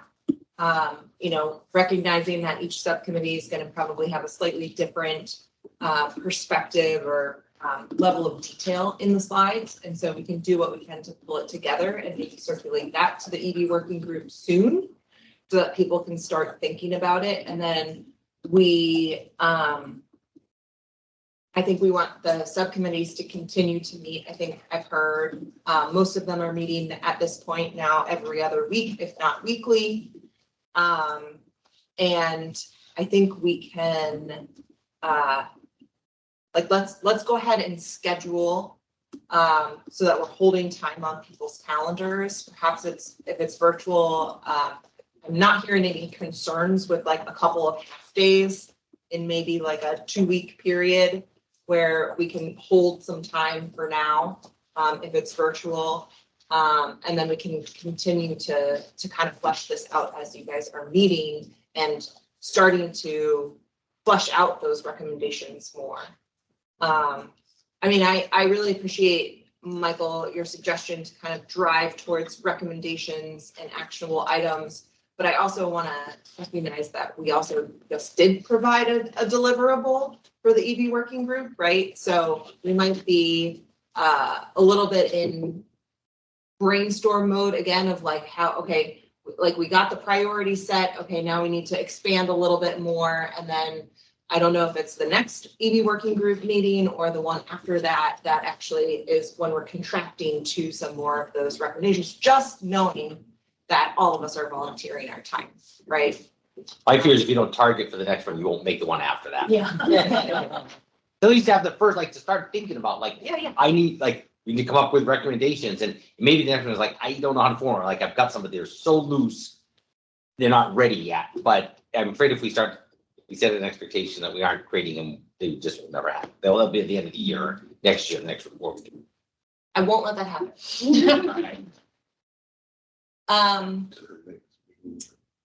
And then I think the other thing is, I think we're also still in very much kind of baseline information gathering mode. So I imagine that a lot of the subcommittee meetings are going to start pulling in more information from external stakeholders now that we've got a little bit more of that framework of how to do so. And I want to encourage that too, because I think that's really important to coming up with sound recommendations. I think this group is awesome, but we also benefit from our networks. And so I want to make sure that we're really listening to lots of different perspectives when we come up with final recommendations from the full working group. So yeah, any other thoughts? I would say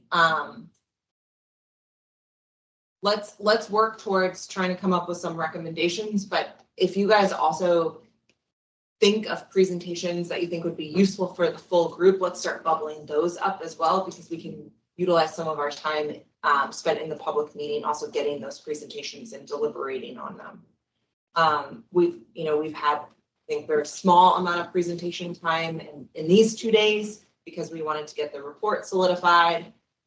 But I imagine we would have a little bit more of a balance, at least going forward in the next 1 or 2 meetings, as we also continue to discuss recommendations. Does that make sense? Any concerns? So while we're on this slide, let me mention 2 reminders, and then we can take a 5-minute break before our final public comment period. If you were traveling on invitational travel and have a voucher to prepare, please remember they're due April 10th, and Kara Swan should have sent you instructions. So we really ask April 10th be the latest that you submit everything so that we can do it promptly and meet the requirements to do so.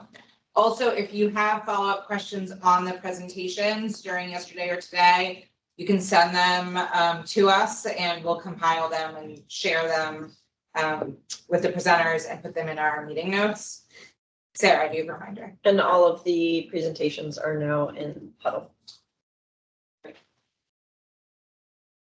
Okay, yes. And those presentations that were delivered to us formally, those are public. So we can share those with others. Yep. And do we know, like in Huddle, just to be clear, Is that where it's called technical presentations? Yes. Could we maybe label that file really clear, like kind of public? So if people know you put something in there, everyone else knows, hey, that's stuff that will be grabbed and used. Yes, and I believe the presentations will be posted to Drive Electric soon also. Yeah, yes, okay. Great. Okay, any other questions? All right, you can take about 5 minutes and we'll open up the public comment period at 3:20.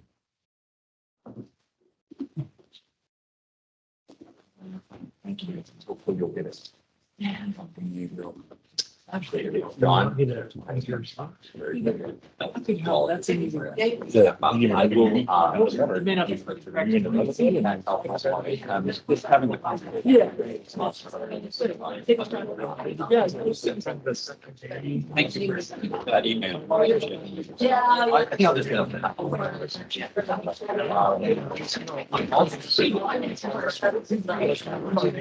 You don't need to. It's a similar. Thank you. All right, we're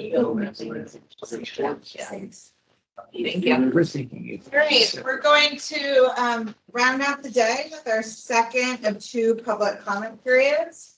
So at this time, we're opening up the meeting to hear public comments.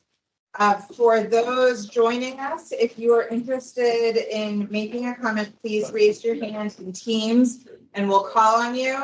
I will ask that at that time you unmute yourself and feel free to come on video if you so choose. Also, if we run out of time or if you're unable to participate and provide a comment now, you can provide a written comment to the working group's email address, evwg@ee.doe.gov. Or you can send a comment via mail to Dr. Rachel Nealer as described in the Federal Register notice. Any statements received by April 13th will be included in the meeting notes to be posted to our website. So at this time, I see 2 hands raised. We're first going to call on Danita Park. If you could please unmute yourself and feel free to go on video if you'd like. Great, thanks. Hi, so Danita Park, I'm with NRG Energy. I do want to thank you all for your very thoughtful comments and following this along. Definitely echo the suggestion that was made to have a working group that goes across the different subcommittees, or a subcommittee that goes across the different subcommittees. I think there's a lot of touch points that would definitely help align. I do have one question. Does this working group also provide a forecast of EV adoption across the different vehicle classes? And if not, is that something that could be on the subcommittee or on the working groups list to better align the roadmaps, especially where items like how much, what and when needs to be produced for fleet depots, what and when needs to be produced for the hardware, how does the grid integration work? Having a clear outline of what we think will be on the roads and connected to the grid by when will be helpful. And then the second major point is there were a lot of comments in the grid integration section about utilities, and yes, there are utilities in the US. There are also a lot of other players, and I heard someone make mention of a muni co-op. But for example, in the electricity industry where our company operates, we operate in the deregulated wholesale and deregulated retail market segments. And those are not, they operate differently. And I think that that would be another important touch point to consider. Great. Thank you very much for your comment. While we don't respond in the public comment period, the working group members have heard your question and comment and will take it under advisement. Great. Thank you. And great work, guys. Thank you. Thank you. The next hand raised is Theodore Bone. Please unmute yourself and feel free to come on video.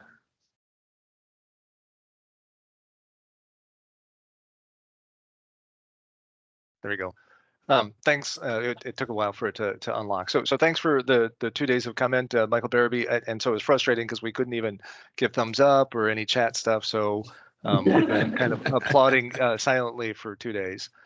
So I just want to say the subgroup, it's just like, you know, it's like a window being closed. We can see it, but you can't see us. So anyway, everything, what I agree with most everything that was said. The industry representation was good. You asked for comments and feedback. So for instance, they talked about making a list of standards, the EVSP roadmap. We have that kind of activity going on. You know, so there's a lot of things that DOE is already funding, but funneling or whatever, connecting that to this, I think is going to be a valuable thing going forward the rest of the year. So that's what I want to add in. Thank you very much. Thank you. Okay. All right, at this time, if there's anyone else who would like to participate in our public comment period, please raise your hand. Nope, okay. Anyone else, please feel free to raise your hand if you'd like to participate.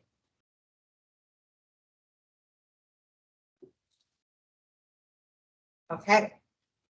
Seeing none, we will close our public comment period for today's meeting. So thank you for those who participated.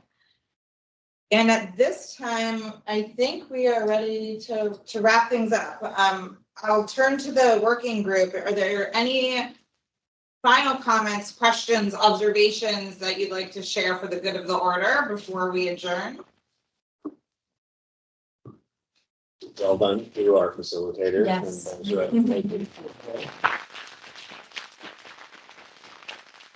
Thank you so much, and thank you to the team. Thank you to NREL for hosting us. I know they didn't have a late representation here, but they did an awesome job rallying on short order to get us this room. And thanks to Sarah Emmons for spending more time than expected on IT issues. We saw a little bit of it in the meeting, which is, unavoidable these days, but a lot more she was trying to fix even before folks got here early in the morning and on some time off. So big thanks to her for doing that. And thank you all. I hope you are feeling proud and excited about getting the priorities document done and moving on to the next thing. No rest for the weary. So look forward to finding some more time to talk in the next meeting and joining your subcommittees over time to really continue this conversation. Do you have an email with the final report that Rachel sent, and you'll be getting an email with a doodle poll to start scheduling our next series of meetings. Technical presentations are in huddle. And we'll be, like you mentioned, looking at all the materials that you put in your subcommittee group to try to start something that resembles a roadmap and put the pieces together. Is there anything else? Happy birthday. Happy birthday. All right, then we'll adjourn. Thank you, everyone. Thank you.